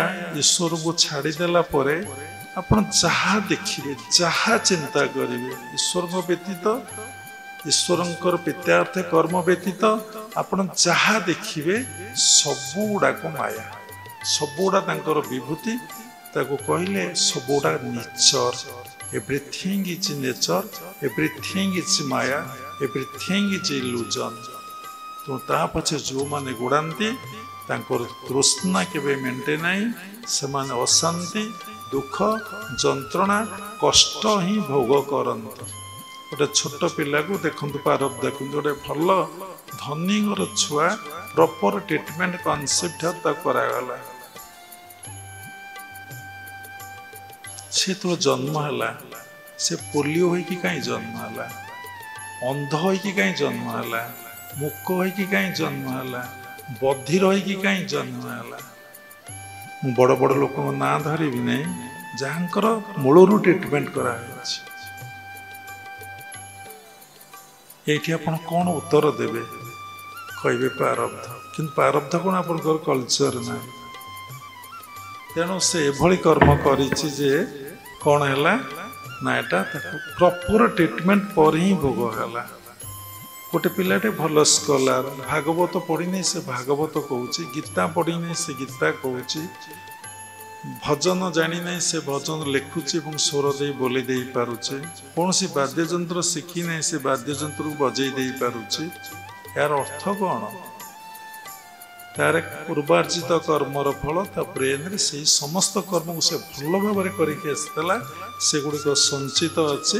ଅଟୋମେଟିକ୍ ସ୍ପୋଣ୍ଟାନିୟସ୍ କ'ଣ ହେଉଛି ନା ତା ଭିତରୁ ବାହାରୁଛି। କହିଲି ଗୋଟେ ମାସ ବସିକି ଦେଖନ୍ତୁ, ଲେଖନ୍ତୁ କ'ଣ ହେଉଛି, ଆପଣ ଜାଣିବେ।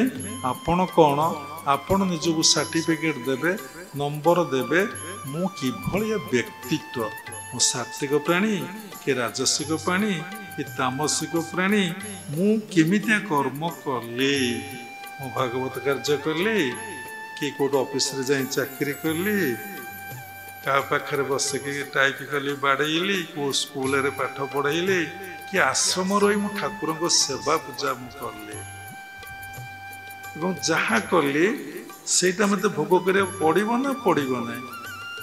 ପୁଣି ତ ମୁଁ କାଟି ପାରିଲି ନାହିଁ, ଦୃଢ଼ ପୁରୁଷାକାର ଦ୍ୱାରା ମୁଁ କାଟି ଦେଇପାରିବି, ବିଚାର ଦ୍ୱାରା ମୁଁ କାଟି ଦେଇପାରିବି।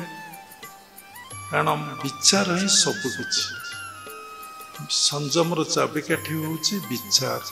ଯିଏ ଯେତେ ବିଚାର କରୁଛି ସେ ସେତେ ସଂଯମ ଜୀବନଯାପନ କରୁଛି। ଯାହାର ବିଚାର ନେଇ ପଶୁ ଭଳିଆ ଜୀବନ, ସେ କ'ଣ କେବେ ସଂଯମ ଜୀବନଯାପନ କରିପାରିବ? ତେଣୁ ବିଚାର କରିଥିବାରୁ କ'ଣ ନା ହେଇଛି ସଂଯମ ବା ସଂଯମ।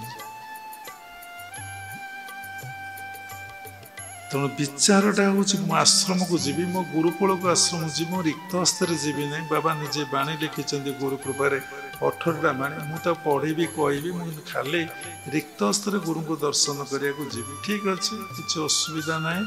ଏଠି କ'ଣ ରହିଲା ନା ବିଚାରର ଅଭାବ ରହିଲା। ଆପଣ ଦେଖନ୍ତୁ ଭାଗବତ ଜଗତର କଥା, ଦେଇଥିଲେ ପାଇ। ସୁଦାମା ପ୍ରଭୁଙ୍କ ପାଇଁ ଖୁଦ ଭଜା ଟିକେ ନେଇକି ଗଲା, ଆପଣ କାଖରେ ଜାକିକି ନେଲା, ଦବାକୁ ଇଚ୍ଛା କଲା ନାହିଁ, କାରଣ ଖରାପ ଲାଗିଲା, ଲଜ୍ଜା ମାଡ଼ିଲା। ଭଗବାନଙ୍କୁ ମୁଁ କ'ଣ ଏଇ ଖୁଦ ଭଜା ଦେବି? ଭଗବାନ ମନର କଥା ଜାଣି କ'ଣ ବନ୍ଧୁ କାଖରେ ଅଛି ଟାଣି ନେଇ ଖାଇଲେ ଏବଂ ଖୁଦ ଭଜା ଖାଇଲେ। ପ୍ରଭୁ ଅଚଳାଚଳ ସମ୍ପତ୍ତି ସୁଦାମକୁ ଦେଇଦେଲେ, ଧନୀ କରେଇଦେଲେ। ସୁଦାମ ଫେରିଲା ପରେ ନିଜ ଘରକୁ ସେ ଚିହ୍ନି ପାରିଲା ନାହିଁ, ତା ଘରଟା କୋଉଠି। ଆମେ ସୁଦାମା ଘର ଦେଖିବାକୁ ଯାଇଥିଲୁ, ଯେତେବେଳେ ଭେଟ ଦ୍ୱାରିକାରୁ ଫେରିଲୁ ସୁଦାମା ଘରକୁ ଆମେ ଯାଇଥିଲୁ। ସେ ଗାଁରେ ସେ ଘର ରହିଛି। ତାପରେ ଦେଖନ୍ତୁ ଦ୍ରୌପଦୀ କଥା, ସାଧାରଣ ଲୁଗା କାନି କାଟି ଟିକେ ପ୍ରଭୁଙ୍କ ହାତରେ ବାନ୍ଧି ଦେଇଥିଲେ, ଶହ ଶହ ବସ୍ତ୍ର ଭଗବାନ ତାକୁ ଦେଲେ। ତେଣୁ ଆମେ ଆଜି ଯାହା ଯଦି ଆଶ୍ରମର ସେବା କରିଛେ, କାହାର ସେବା କରିଛେ, କାହାକୁ ଦେଇଛେ, ଯଦି ଆମର ଗୋଟିଏ କନସିୟସ୍ ସନ୍ଦେଶ ରହିଲା ମୁଁ ପ୍ରଭୁଙ୍କ ପାଇଁ କରିଛେ, ପ୍ରଭୁଙ୍କୁ ଦେଇଛେ, ମୁଁ ଦେଇନି, ସେଇ ପ୍ରଭୁ ହିଁ ପ୍ରଭୁଙ୍କୁ ଦେଇଛନ୍ତି, ତାହେଲେ କ'ଣ ହେଲା ନା ଆପଣଙ୍କୁ ଆଉ ସେ କର୍ମ ବନ୍ଧନରେ ପକାଇବ ନାହିଁ। ସେ କର୍ମ ଦ୍ୱାରା ଆପଣଙ୍କୁ ଭଗବତ ପ୍ରାପ୍ତି, ଭଗବତ ଦର୍ଶନ ହେବ। ତେଣୁ ଏଠି କୋଉଠି କଥା ଫେରି ଆସୁଛି ନା ସମର୍ପଣକୁ ଆଉ ଦୃଢ଼ ପୁରୁଷାକାରକୁ। ଆଉ ଯେତେ ପାରିବେ ସେତେ ଗୁରୁ ପଦତ କୌଶଳକୁ, ଭଜନକୁ, ଜପକୁ କେତେବେଳେ ମନରୁ ଛାଡ଼ିବେ ନାହିଁ। ତେଣୁ ଜୀବନଟା ଆନନ୍ଦମୟ ହେବ, ଆଲୋକମୟ ହେବ, ସରସ ସୁନ୍ଦର ପ୍ରାପ୍ତି ହେବ। ତିନିଟା କୌଶଳ ପାରବ୍ଧ କାଟିବାରେ, ଏବଂ ପାରବ୍ଧଟା ଭେରି ଇମ୍ପୋର୍ଟାଣ୍ଟ। ଗୋଟେ ହେଉଛି ସମର୍ପଣ, ଗୋଟେ ହେଉଛି ଦୃଢ଼ ପୁରୁଷାକାର, ଆଉ ଗୋଟେ କ'ଣ ହେଉଛି ନା ସାଧନ ଭଜନରେ ନିମଗ୍ନ ରହିବ। ତମ ସଂସ୍କାର ଉପରେ ତୁମେ ଇମ୍ପୋର୍ଟାନ୍ସ ଦେବ ନାହିଁ। ମନେ ହେଉଛି ଗୋଟେ ଏମିତିଆ ସୁନା ଚେନ୍ ପିନ୍ଧିବି, ତ କେତେବେଳେ ସୁଯୋଗ ଦେବ ନାହିଁ। ସମୀକ୍ଷା କରିବ, ବିଚାର କରିବାର ଆବଶ୍ୟକତା କ'ଣ ଅଛି। ମନେ ହେଉଛି ଏମିତି ଜିନିଷ ନନଭେଜ୍ ଖାଇବି, ତାକୁ ଆବଶ୍ୟକ ଚିନ୍ତା କରିବ, ବିଚାର କରିବ ଆବଶ୍ୟକ କ'ଣ ଅଛି। ମନେ ହେଉଛି ଏଇଭଳିଆ ଡ୍ରେସ୍ ପିନ୍ଧିବି, ବିଚାର କରିବ, ଜଜମେଣ୍ଟ କରିବ, ଆର ଆବଶ୍ୟକ କ'ଣ ଅଛି। କାରଣ ମୁଁ ଜୀବଶ୍ରେଷ୍ଠ, ଭଗବାନ ମୋତେ ସର୍ବଶ୍ରେଷ୍ଠ କରି ଗଢ଼ି ତୋଳିଛି। ସୃଷ୍ଟିରେ ଯେତେ ପ୍ରାଣୀ ଅଛି ବିଚାର କରିବାର ଶକ୍ତି ଦେଇଛନ୍ତି। ମୋ ପ୍ରଭୁ ଯଦି ଗୁରୁଗତ ପ୍ରାଣ ହୋଇଛ, ମୁଁ କ'ଣ କଲେ ମୋ ଗୁରୁଦେବ ଖୁସି ତ ନୁହନ୍ତି, ଆନନ୍ଦିତ ହୁଅନ୍ତି ଏବଂ ତାଙ୍କ ମନରେ ଟିକେ ଦୁଃଖ ଜାଗ୍ରତ ହୁଏ ନାହିଁ। ଆମେ ଯେତେବେଳେ ଗୁରୁକୁଳ ଆଶ୍ରମରେ ଥିଲୁ, ସାଧନା କରୁଥିଲୁ, ସେତେବେଳେ ସବୁବେଳେ ଟ୍ରାଏ କରୁଥିଲୁ କ'ଣ ନା ଆମେ ଏଭଳି ଆଚରଣ କରିବା ଯାହା ଗୁରୁଦେବ ମନରେ ଦୁଃଖ କେବେ ପ୍ରକାଶ ହେବ ନାହିଁ। ଦୁଃଖ କ'ଣ ପାଇଁ ନା ମୋର ଉନ୍ନତି ପାଇଁ, ମୋର ମଙ୍ଗଳ ପାଇଁ ତାଙ୍କ ମନରେ ଦୁଃଖ ନ ହଉ। ଏବଂ ସେ ସବୁବେଳେ ଯେମିତି ତାଙ୍କ ମନରେ ମୁଁ ସ୍ଥାନ ପାଇଥାଏ ଏବଂ ତାଙ୍କ ମନ ଭିତରେ ଯେମିତି ମୁଁ ସବୁବେଳେ ରହିଥାଏ। ଆଉ ସାମାନ୍ୟ ଟିକେ ତାଙ୍କ କୃପାରୁ, ତାଙ୍କ ଦୟାରୁ, ତାଙ୍କ ଆଶୀର୍ବାଦରୁ ଏ ଜନ୍ମଟା ଯେମିତି ମୁଁ ବଞ୍ଚିତ ନ ରହେ, ଏଭଳି କର୍ମ ମୋତେ କରିବାକୁ ପଡ଼ିବ। କ'ଣ ନା ସେ ଯେଉଁ ଉପଦେଶ ଦେବେ ମୁଁ ତାଙ୍କୁ ଧରିକି ସେଇ ଉପଦେଶକୁ 100% ପାଳନ କରିବି। କ'ଣ ରେଜଲ୍ଟ ମୋତେ ଜଣା ନାହିଁ। ମନ୍ତ୍ର ମୂଳଂ ଗୁରୁର ବାକ୍ୟ ପାରବ୍ଧ ଖଣ୍ଡନ ହେଇଯିବ। ଯିଏ ଗୁରୁଙ୍କ ନିକଟରେ ନିଜକୁ ପୂର୍ଣ୍ଣ ମାତ୍ରାରେ ସମର୍ପଣ କରିଦେବ, ତାର ପାରବ୍ଧ ଖଣ୍ଡନ ହେଇଯିବ। ତା ଅର୍ଥ ଯେଉଁ ବୃତ୍ତି ତା ଭିତରେ ଅଛି, ଯେଉଁ ସଂସ୍କାର ତା ଭିତରେ ଭୋଗ ହେବାକୁ ଯାଉଛି, ଆଉ ସେ ଭୋଗ କରେଇ ଦେବେ ନାହିଁ। ପରୀକ୍ଷା କରି ଦେଖିବେ। ଆପଣଙ୍କ ମନ ହେଉଛି 5 ପ୍ରକାର ଡ୍ରେସ୍ ପିନ୍ଧିବି, ପୂର୍ବଜନ୍ମ ସଂସ୍କାରରୁ गुरुकुल आश्रम रही गोटे ड्रेस पिंधे गला संस्कार क्षय है मन हो 5 प्रकार आइटम कर खाइबे गुरुदेव कहले नाई ना गोटे आइटम समर्पण हम प्रसाद तुम आप खाइब गला संस्कार क्षय है मन हो सुना पिंधि पुरुष हूँ स्त्री हूँ गुरुदेव मना कले ना ना सुना रे कली अच्छी सुना को आप पिंधे ना गला संस्कार क्षय है एमती जदि बुझा हम जो आप समर्पण करदे से स्वाधीनता हरइले ना स्वाधीनता लाभ कले जितेबाला आप समर्पण न करते आपण से पर्यंत स्वाधीनता ना आपण मनर इच्छा रे जन्म जन्मांतर संस्कार इच्छा कान बोड़ा खाऊंट बस उठू हो कान मोड़ा खाऊंट बस उठू हो कुआडे कुआडे नहीं संस्कार पुरोच केतबले विष्टार केतबले अमृतरे केतबले स्वर्गरे केतबले नरकरे हे भगवान हे जगन्नाथ ये प्रारब्ध कितने बलशाली दैव दौड़ी मनीष गाई जेणिकी टाण तेणिकी जाए ये कथार अर्थ अच्छे धर्म जगत सब उल्टा सब विपरीत सब ठीक ठाक करदे किए ना गुरु भगवान करदे से कहले आमर गुरु ईश्वर से आम समस्त ज्ञान देवे आम भी से दिन को अपेक्षा करूँ जदि बंची थाओ से ईश्वर कौन कहे जदि भितर ज्ञान प्राप्ति व्याकुलता थब निश्चिंत भाव ईश्वर कहे से कह आम 2 जन डिस्कसन करूँ तेणु देखा आम भी गुरु करवा जगत गुरुमय देख निजक शिष्य प्रायमण जी शिखबार उद्देश्य जानिबार उद्देश्य बड़ हबार उद्देश्य 4 प्रकार भक्त भगवत गीतार कहते आर्त जिज्ञासु अर्थार्थी ज्ञानी जी इधर बड़ किए आर्त तो बड़ नुह अर्थार्थी तो बड़ नुहे जिज्ञासु बड़ नुहे ज्ञानी बड़ ना कि ये 4 प्रकार भक्त गीतार भगवत गीतार लिखा अच्छे तेणु ज्ञानी हूँ बड़ तेणु ज्ञान आसिले प्रत्येक कथा को प्रत्येक जिनिस को आम कौन करूँ समाधान करदे आप देखुना जो भूल कर अज्ञान द्वारा जो ठीक कर ज्ञान द्वारा आज जो सत्संग आश्रय नहीं सत्संग बसी बाबा मुखर जहाँ शुणुंट केवल ज्ञान राज्यर कथा ना भगवत जगतर कथा आध्यात्मिक ज्ञान आत्मज्ञान आप प्राप्ति होफल जीवन बंचार शैली कला आप प्राप्ति होती जदि जीवन में यूटिलाइज करेंगे 100% रिजल्ट पाइबे तेणु प्रारब्धर सृष्टि होता है परिवेश परिवेश कौन ना साधना गोटे अनुकूल परिवेश दरकार गोटे प्रतिकूल परिवेश गोटे अनुकूल परिवेश वर्तमान जो सोसाइटी होती गृहस्थाश्रम रही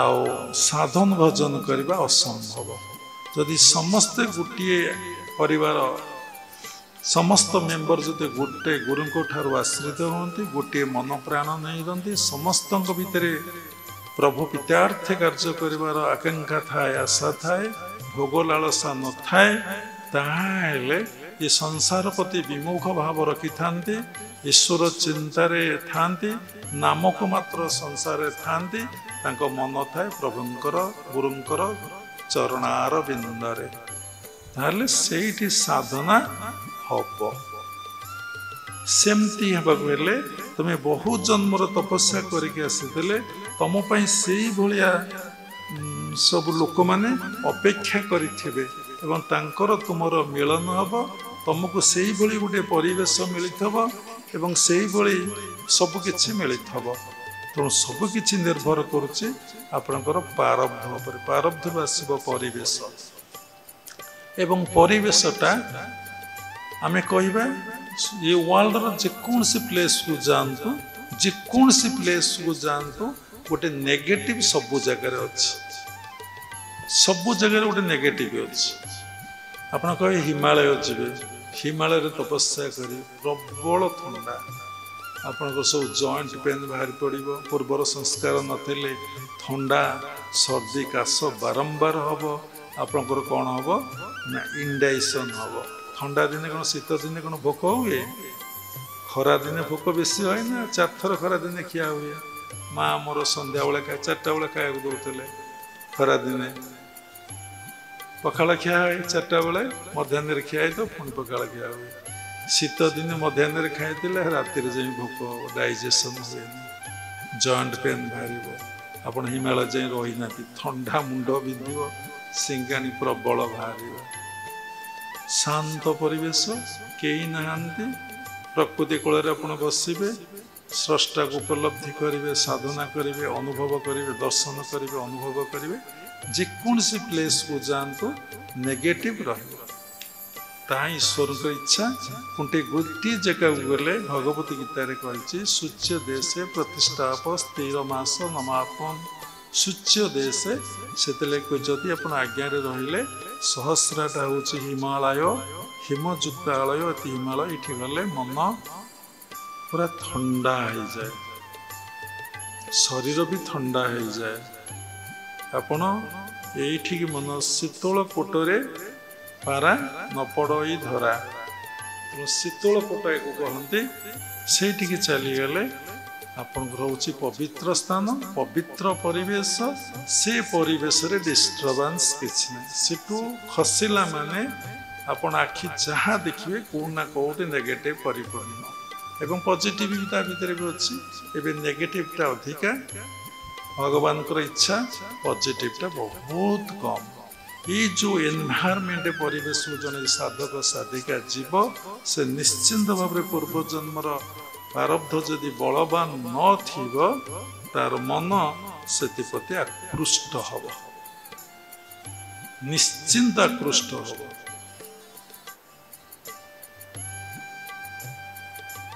ବିଲ୍ୱମଙ୍ଗଳ ସେ ମାଆଙ୍କୁ ଦେଖି କାହିଁକି କଣ୍ଟାରେ ଆଖି ଫୁଟେଇ ଦେଲେ? କାରଣ ବେଶୀ ପାପ କରେ ଆଖି ଆଉ କାନ ଆଉ ମନ। ସବୁ ପାପ କରୁଛି ଆଖି ଆଉ କାନ। କ'ଣ କିଏ କହିଦେଲା, ତା ପାଟିଟା ଖରାପ ହେଲାନି, ତା ମୁଣ୍ଡଟା ଖରାପ ହେଲାନି। ଏ ଦୁନିଆରେ ସବୁ କଥା ମିଛ, ଈଶ୍ୱରଙ୍କ କଥା ସତ। ତୁମେ ସେଇ କଥା ଶୁଣି ମୁଣ୍ଡକୁ ଟିଣ କରିଦେଲ।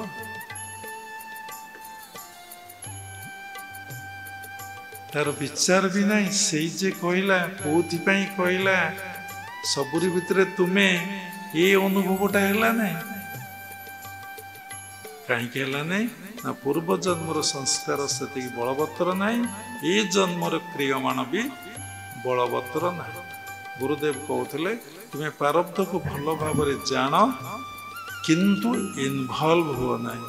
ତୁମେ ସବୁବେଳେ ଟେକ୍ନିକରେ ଯୁକ୍ତ ହେଇକି ରୁହ, କିନ୍ତୁ ପ୍ରାରବ୍ଧକୁ ଜାଣ। ମୋ ଭାଗ୍ୟରେ ଏୟା ଅଛି। ପୂର୍ବଜନ୍ମ ସଂସ୍କାରରୁ କିଏ ପିଠା ଆଣିଲା, କିଏ ମିଠା ଆଣିଲା, କିଏ ଫଳମୂଳ ଆଣିଲା, କିଏ ସୁନା ଦେଲା, କିଏ ଟଙ୍କା ଦେଲା, ଏସବୁ ପ୍ରାରବ୍ଧ ସମସ୍ତଙ୍କୁ କ'ଣ ପ୍ରାପ୍ତି ହେଉଛି? କେତେଜଣ ସାଧକ ସାଧିକାକୁ ପ୍ରାପ୍ତି ହେଉଛି? ତୁମେ ଦେଖିବ ସବୁ ଏ ପ୍ରାରବ୍ଧ। ଏସବୁ ଭଗବାନ ଦେଇଛନ୍ତି। ଆକୁ କ'ଣ କରିବି? ଯେଉଁ ଭଗବାନ ଦେଇଛନ୍ତି ସେଇ ଭଗବାନଙ୍କ ସେବାରେ ଆଗ ଲଗେଇବି। କାଳିଆ କେତେ ମାୟା କରୁଛି କରୁ। ସନ୍ଧ୍ୟା ହେଲେ ରାତି ହେଲେ ଯାହା ଆସିବ ସବୁ ସେ କାଳିଆକୁ ଫୋପାଡ଼ିବ। କାଳିଆ କ'ଣ କରିବ? କିଛି କରିପାରିବ? ଛୁଆ ମୋର ଠିକ ଜାଣିଛି ଆଉ, ସବୁ ଫୋପାଡ଼ି ଦବ।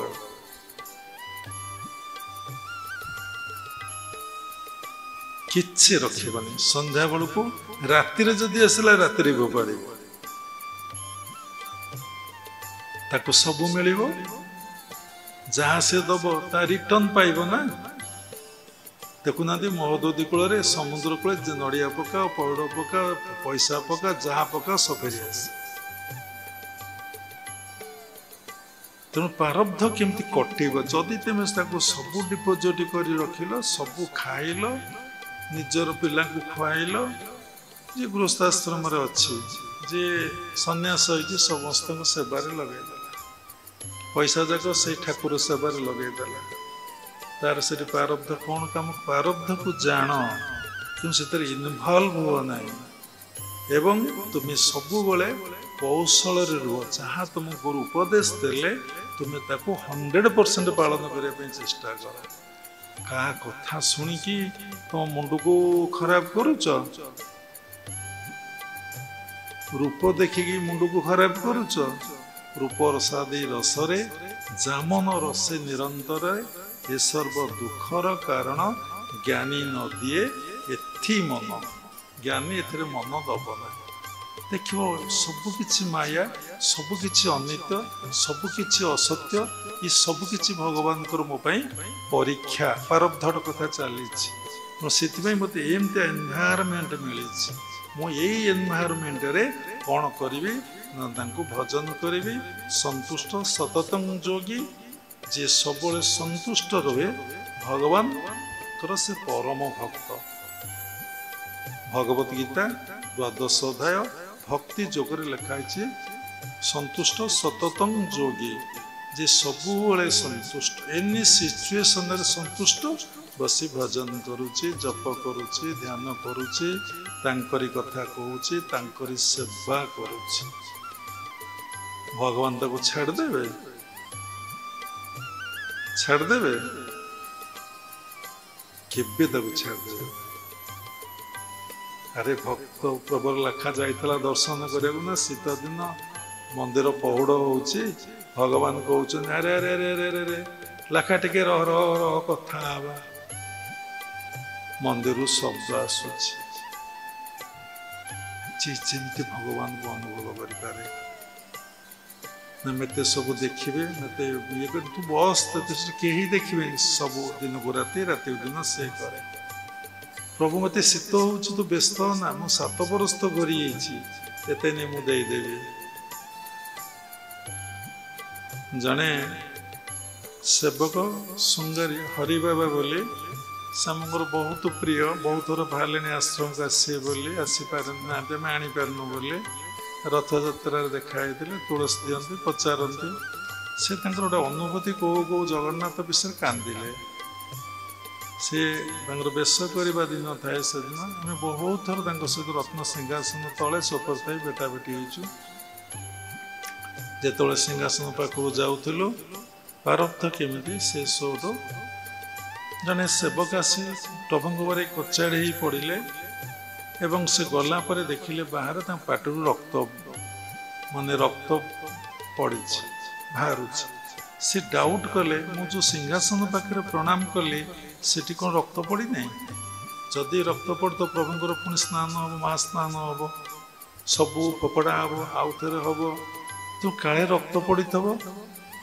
ରକ୍ତଟା କେମିତି ଲାଲ, ପଥରଟା କଳା ମୁଗୁନି ପଥର, ଇଲେକ୍ଟ୍ରିକ୍ ନାହିଁ, ସେତେବେଳେ ଜଣାପଡ଼ୁନି ରକ୍ତ ପଡ଼ିଛି କି ନ ପଡ଼ିଛି ସିଂହାସନ ପାଖରେ। ଏଟା 70 ମସିହାର କଥା, ପଡ଼ିଛି କି ନ ପଡ଼ିଛି। ଏହି ସମୟରେ ଘଣ୍ଟାଏ ଆଲୋଚନା ଚାଲିଲା, ପ୍ରଭୁଙ୍କର ସ୍ନାନ ହେବ କି ନ ହେବ, ନୀତି ଡେରି ହେଇଯାଉଛି, କ'ଣ କରାଯିବ। ଏହି ସମୟରେ ଜଣେ ସେ ହରିବା କ'ଣ କହିଲେ ନା, ଭଗବାନ ଜଗନ୍ନାଥଙ୍କୁ ପ୍ରେୟାର କଲେ, ପ୍ରଭୁ ତୁମେ ଚାହିଁଲେ ଗୋଟେ ମିନିଟରେ ପ୍ରଶ୍ନର ସମାଧାନ ହେଇଯିବ। ଏ ଘଣ୍ଟା ହେଲାଣି କାହିଁକି ବସିକି ଆମେ ଆଲୋଚନା କରୁଛୁ? କ'ଣ ପାଇଁ ଆଲୋଚନା କରୁଛୁ? ପ୍ରଭୁ ଏଇ ମୁହୂର୍ତ୍ତ ଭିତରେ ସମାଧାନ କରିଦିଅନ୍ତୁ। ସେ ଦେଖିଲେ ଗୋଟେ ଲୋକଟେ ଦୀପଟା ଧରି କହୁଛି, ଦୀପଟା ସେ ଥୋଇ ଦେଉଛି, ଦେଖ। ସେ ଯାଇକି ଦେଖିଲା ବେଳକୁ ସେ ରକ୍ତ ଦିବିନ୍ଦା ପଡ଼ିଛି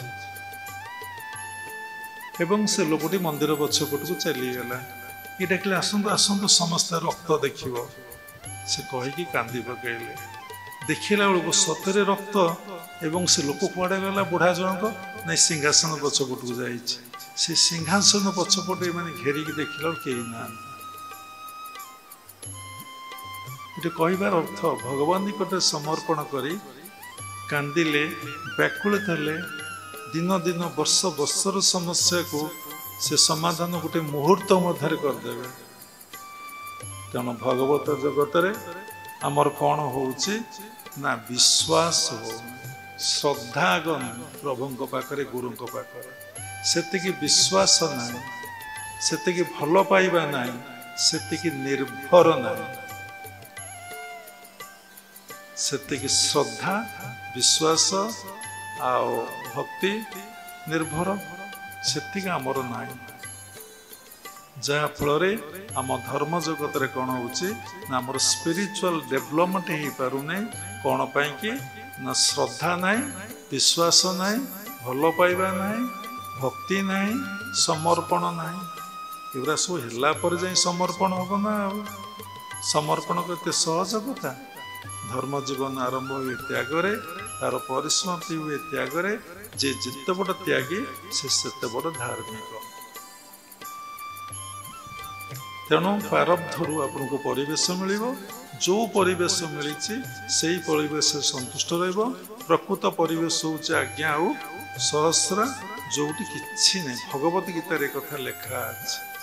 ସେଇଠୁ ଖସିଲେ ତୁମେ ଆଖି ଖୋଲିଲେ ତମକୁ ଭଲ ମନ୍ଦ ଦେଖାଯିବ। ବର୍ତ୍ତମାନ ଯେଉଁ ସମସ୍ୟା ସାରା ୱାର୍ଲଡରେ, ପୃଥିବୀରେ ଖାଲି ନକାରାତ୍ମକ ଚିନ୍ତାଧାରା ଭାବଧାରା ନେଇ ଲୋକମାନେ ଘୁରି ବୁଲୁଛନ୍ତି। ସେତେବେଳେ ମୁନି ଋଷିମାନେ ପାହାଡ଼ ପର୍ବତ ଗିରିଗୁମ୍ଫା ଜଙ୍ଗଲକୁ ଯାଉଥିଲେ ବସିକି ସାଧନା କରିବା ପାଇଁ। ନିଜର ଚିତ୍ତରେ ଯେଉଁ ବୃତ୍ତି ରହିଛି, ଜନ୍ମ ଜନ୍ମାନ୍ତର ଯେଉଁ ପ୍ରାରବ୍ଧ ରହିଛି, ସଂସ୍କାର ରହିଛି, ତାକୁ ପୋଡ଼ିକି ପାଉଁଶ କରିବା ପାଇଁ। ଦେଖନ୍ତୁ ଏତେ ବର୍ଷ ଚାଲିଗଲାଣି, ମନ ଏପର୍ଯ୍ୟନ୍ତ ଦିନେ କାନ୍ଦି ନାହିଁ। କିଏ କ'ଣ କହିଲା କାନ୍ଦିଲା, କିଏ କ'ଣ ଭଲ କହିଲା ହସିଲା, କିଏ ଖରାପ କଥା କହିଲା କାନ୍ଦିଲା। ମୋ ପ୍ରଭୁ କାହିଁ ମିଳିନାହାନ୍ତି କେବେ କାନ୍ଦୁଛି କି ବସିକି? ଏଇ କାନ୍ଦୁଛୁ ମୋ ପ୍ରଭୁ କାହିଁକି ମିଳିଲେ ନାହିଁ? ଯଦି ମୋ ପ୍ରଭୁ ଅଛନ୍ତି, ମୁଁ ତାଙ୍କୁ ଦେଲି, ସେ କାହିଁ ଖାଇଲେ ନାହିଁ? ମୋ ପ୍ରଭୁ କାହିଁକି ମିଳିଲେ ନାହିଁ? ମୁଁ ସମସ୍ତଙ୍କୁ ଫୋନ୍ କରୁଛି, ମୋ ପ୍ରଭୁଙ୍କ ପାଖକୁ ତ ଫୋନ୍ କରିପାରୁନାହିଁ। ତାଙ୍କ ନମ୍ବର କ'ଣ? ସେ 00, ସେ 0 ମାଇଲେ ସେ ଉଠେଇବେ। ଦେଖ 0 ମାରିକି ଦେଖ, ନ ଉଠେଇବେ କେମିତି ହବ ଦେଖିବା। ଖାଲି 0 ମାର।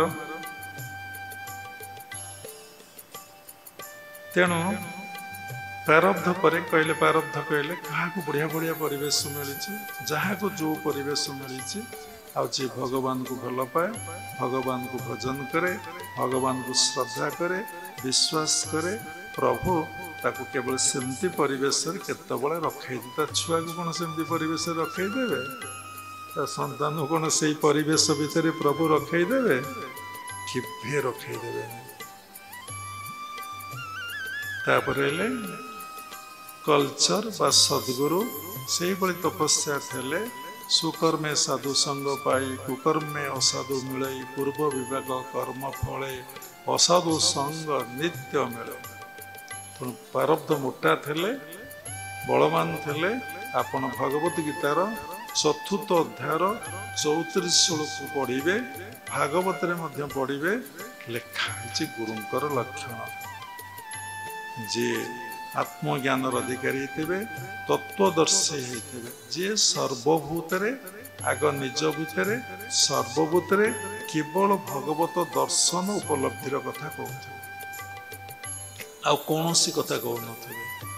ତାପରେ ସେଇ ଭଗବାନଙ୍କର ସେବା ଉପରେ କହୁଥିବେ, ସେଇ ଭଗବାନଙ୍କ ପାଖରେ ସମର୍ପଣ କଥା କହୁଥିବେ। ସେମିତି ଗୁରୁ ଆପଣଙ୍କୁ ପ୍ରାପ୍ତି ହେବେ। ଏବେ ବିଭିନ୍ନ ପ୍ରକାର ଗୁରୁ ଅଛନ୍ତି। ସମସ୍ତେ କହିବାଟା ଭୁଲ, ଅନ୍ଧ, ଯେମିତି ହାତୀ ଦେଖିଲା ସଦୃଶ। କିଏ କୋଉ ପ୍ରକାର ମନ୍ତବ୍ୟ, କିଏ କୃଷ୍ଣ ପୂଜା କର, କିଏ ରାମ ପୂଜା କର, କିଏ ଜଗନ୍ନାଥ ପୂଜା କର, କିଏ ମାଙ୍କର ପୂଜା କର, କିଏ ମହାପୁରୁଷଙ୍କର ପୂଜା କର, କିଏ ଗୁରୁଙ୍କର ପୂଜା କର। ସବୁ ଯେ ଏକଇ ତତ୍ତ୍ୱ, ଗୋଟିଏ କଥା, ସବକା ମାଲିକ ଏକ, ଦୁଇ ନାହିଁ। ସବୁରି ଭିତରେ ଭଗବାନ ବା ପ୍ରଭୁ ବା ଆତ୍ମା, ଏମିତି କଥା କହିବା କେତେ ଜଣ ଗୁରୁ ଅଛନ୍ତି। ଯେଉଁମାନେ ତତ୍ତ୍ୱଗୁରୁ ସେମାନେ କଥା କହନ୍ତି। ସେଥିଲାଗି ଭାଗବତରେ, ଗୀତାରେ ଲେଖା ଅଛି, କାହାଙ୍କ ପାଖରେ ତୁମେ ବସିବ ଏବଂ ସାଧନା କରିବ। ତେଣୁ ପୂର୍ବଜନ୍ମ ସଂସ୍କାରରୁ ଗୁରୁ ପ୍ରାପ୍ତି ହୁଏ, ଜ୍ଞାନ ପ୍ରାପ୍ତି ହୁଏ, ପୁସ୍ତକ ମଧ୍ୟ ପ୍ରାପ୍ତି ହୁଏ, ଗୁରୁ କୃପା ହୁଏ, ଭଗବତ କୃପା ହୁଏ, ସବୁକିଛି ପ୍ରାପ୍ତି ହୋଇଯାଏ। ଖୁବ୍ କମ୍ ପରିଶ୍ରମ, କାରଣ କରି କରି ସେ ଆସିଛି।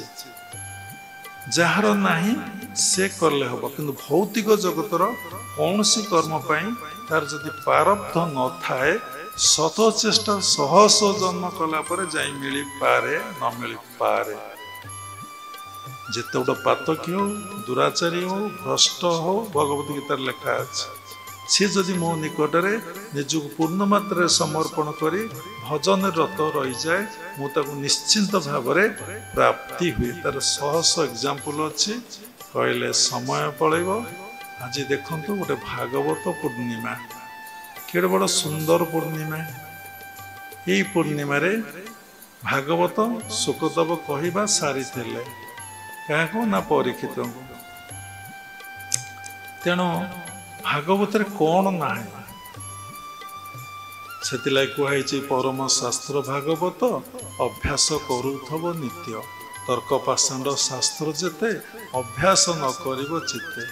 ଭାଗବତର ଏକାଦଶ ସ୍କନ୍ଦ ହେଉଛି ମଣିଷର, ଯେମିତି ପ୍ରଥମ ସ୍କନ୍ଦକୁ ପାଦ, ତାପରେ ଭାଗ ଭାଗ କରି ଦିଆହେଇଛି। ମୁଣ୍ଡଟାକୁ କରାହେଇଛି କ'ଣ, ବ୍ରେନ୍ଟାକୁ ଏକାଦଶ ସ୍କନ୍ଦ, ଦଶମ ସ୍କନ୍ଦଟାକୁ ମୁଖ କରି ଦିଆହେଇଛି। ଯଦି ଆପଣ ଏକାଦଶ ସ୍କନ୍ଦ ପଢ଼ିବେ, ଏକାଦଶ ସ୍କନ୍ଦରେ ତତ୍ତ୍ୱ ନିରୂପଣ ଉଦ୍ଧବେ ଶ୍ରୀହରି କରୁଣା ହେଲା। ଭାଗବତ ଭଜନ ମାଳା ମନ ସୂତ୍ରେ ଗୁନ୍ଥ ନକର ହେଳା। ଆପଣ ଯେକୌଣସି ପ୍ରୋବ୍ଲେମ୍ ଆପଣଙ୍କର ଅଛି, ଆପଣ ଯଦି ଭାଗବତକୁ ଏମିତି ପବିତ୍ର ମନରେ ସ୍ପର୍ଶ କରି ଖେଳେଇ ଦେବେ, ସେ ସମସ୍ୟାର ସମାଧାନ ସେଇ ପେଜରୁ ବାହାରି ପଡ଼ିବ। ଶାସ୍ତ୍ରରେ ଏତେ ମହତ୍ଵ ରହିଛି, ସେଥିଲାଗି ବ୍ୟାସଦେବଙ୍କର ଅନ୍ତିମ ଗ୍ରନ୍ଥ ହେଉଛି ଭାଗବତ। ତେଣୁ ବର୍ତ୍ତମାନ ଲୋକମାନେ ନାନା ରୋଗଗ୍ରସ୍ତ, ନାନା କର୍ମ ଜଞ୍ଜାଳରେ ଏତେ ବେଶୀ ହେଇଯାଇଛନ୍ତି ଯେ କଳ୍ପନା ବାହାରେ, ଏବଂ ଅନିତ୍ୟ ପ୍ରତି ଏତେ ଆସକ୍ତି, ଏତେ ଶ୍ରଦ୍ଧା, ଏତେ ପ୍ରଚେଷ୍ଟା, ସମସ୍ତ ଶକ୍ତି ସାମର୍ଥ୍ୟକୁ ସେ ଖଟେଇ ଦେଉଛନ୍ତି ଅନିତ୍ୟ ଏବଂ ଅସତ୍ୟରେ। ଲୋକ ଟଙ୍କା ପାଇଁ ଯେତିକି ପ୍ରୟାସ କରୁଛି, 16 ଘଣ୍ଟା 12 ଘଣ୍ଟା 10 ଘଣ୍ଟା, ଭଗବାନ ପାଇଁ ଯଦି 8 ଘଣ୍ଟା ବସି ଡାକିବ ନା, ତାକୁ ଭଗବତ ପ୍ରାପ୍ତି ହେଇଯିବ। ସେ କେତେ ଯେ ପରମାର୍ଥ ଆସିଲେ ଅର୍ଥ ଆସେ, କେତେ ଯେ ଅର୍ଥ ପାଇବ, ତାର ଠିକ୍ ଆଉ ଠିକଣା ନାହିଁ। ତାର ଏକ୍ଜାମ୍ପଲ ବର୍ତ୍ତମାନର ଭଲ ଭଜନଶୀଳ ସାଧକ ଆଉ ସାଧିକା ମାନେ। এই কথা এই আখি দেখুଛି ବିଶ୍ୱାସ କରିପାରୁନାହିଁ, କାନ ଶୁଣୁଛି ବିଶ୍ୱାସ କରିପାରୁନାହିଁ। କାହିଁକି ନା ହୃଦୟରେ ନିର୍ମଳତା ଭାବ ନାହିଁ, ସରଳତା ନାହିଁ, ଜଟିଳତା ଅଛି। ଯାହା ଭିତରେ ଜଟିଳତା ଅଛି, ସରଳତା ନାହିଁ, ଯେ ମାନେ କପଟି, ସେମାନେ କେବେ ଏ କଥାକୁ ଗ୍ରହଣ କରିପାରିବେ ନାହିଁ। ଯେଉଁମାନେ ସରଳ, ନିଷ୍କପଟ, ବିନୟୀ, ନମ୍ର, ସେମାନେ ଏ କଥାକୁ ସହଜେ ଗ୍ରହଣ କରିବେ ଏବଂ ଜୀବନରେ କାର୍ଯ୍ୟକାରୀ କରିବା ପାଇଁ ଚେଷ୍ଟା କରିବେ। ତେଣୁ ଯେଉଁ ଲୋକ ଗୋଟେ ସିମ୍ପଲ ମ୍ୟାନ୍, ଯେ ସରଳ, ବିନୟ, ନମ୍ର, ନିଷ୍ଠଭାଷୀ, ତା ପଛପଟରେ ବହୁ ଜନ୍ମର ସଂସ୍କାର ସାଧନା ରହିଛି। ଚିତ୍ତଶୁଦ୍ଧି ନହେଲେ ଭଗବାନ ପ୍ରତି ହୃଦୟରେ କେବେ ଭକ୍ତି ଜାଗ୍ରତ ହେବ ନାହିଁ। ଯେପର୍ଯ୍ୟନ୍ତ ମନ ଭିତରେ କାମ ଚିନ୍ତା ରହିଛି, ଈଶ୍ୱର ପ୍ରାପ୍ତି, ଈଶ୍ୱର ଚିନ୍ତା କେତେବେଳେ। କାମ ଚିନ୍ତା ତ ଖାଲି ସେକ୍ସ ଥଟ୍ସ ନୁହେଁ, କାମ ଚିନ୍ତା ଅର୍ଥ ଏନି ଡିଜାୟାର ହିଁ କାମ। କୋଠା କରିବି, ଜମି କିଣିବି, ବାଡ଼ି କିଣିବି, ବିଦେଶ ଯିବି, ବହି ଲେଖିବି, ଅସତ୍ କାମନା। ଯଦି ସତ୍ କାମନା ରହିଛି, କିଏ ପ୍ରଭୁଙ୍କ ପାଇଁ କରୁଛି, ନିଜ ପାଇଁ କେତେବେଳେ କିଛି କରୁନାହିଁ, ସବୁ ତ କାମନା, ସତ୍ କାମନା। ତେଣୁ ସାଧକକୁ ପ୍ରିଲିମିନାରୀ ଷ୍ଟେଜରେ ଦିଆଯାଏ, ତୁ ଅସତ କାମନାରୁ ସତ୍ କାମନାକୁ ପଳେଇଆ, ତୁ ଅସତ କାମନାରୁ ସତ୍ କାମନାକୁ ପଳେଇଆ। ମନକୁ ଗୋଟିଏ ତୁ ରଖିପାରିବୁ ନାହିଁ। ସେଥିଲାଗି ଏତେ ଗୁଡ଼ିଏ ଟେକ୍ନିକ୍।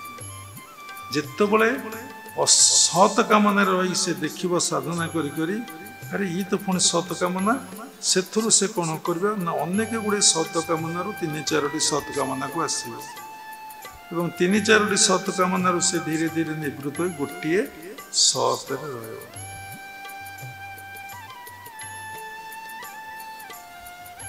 ଆଉ ଏତେ ସତ୍ କାମନାରେ ସେ ଆଉ ରହିବ ନାହିଁ। ପ୍ରତ୍ୟେକ ସାଧକ, ଭଲ ଭଲ ସାଧକଙ୍କ ଜୀବନରେ ଏ ଘଟଣା ଘଟିଛି।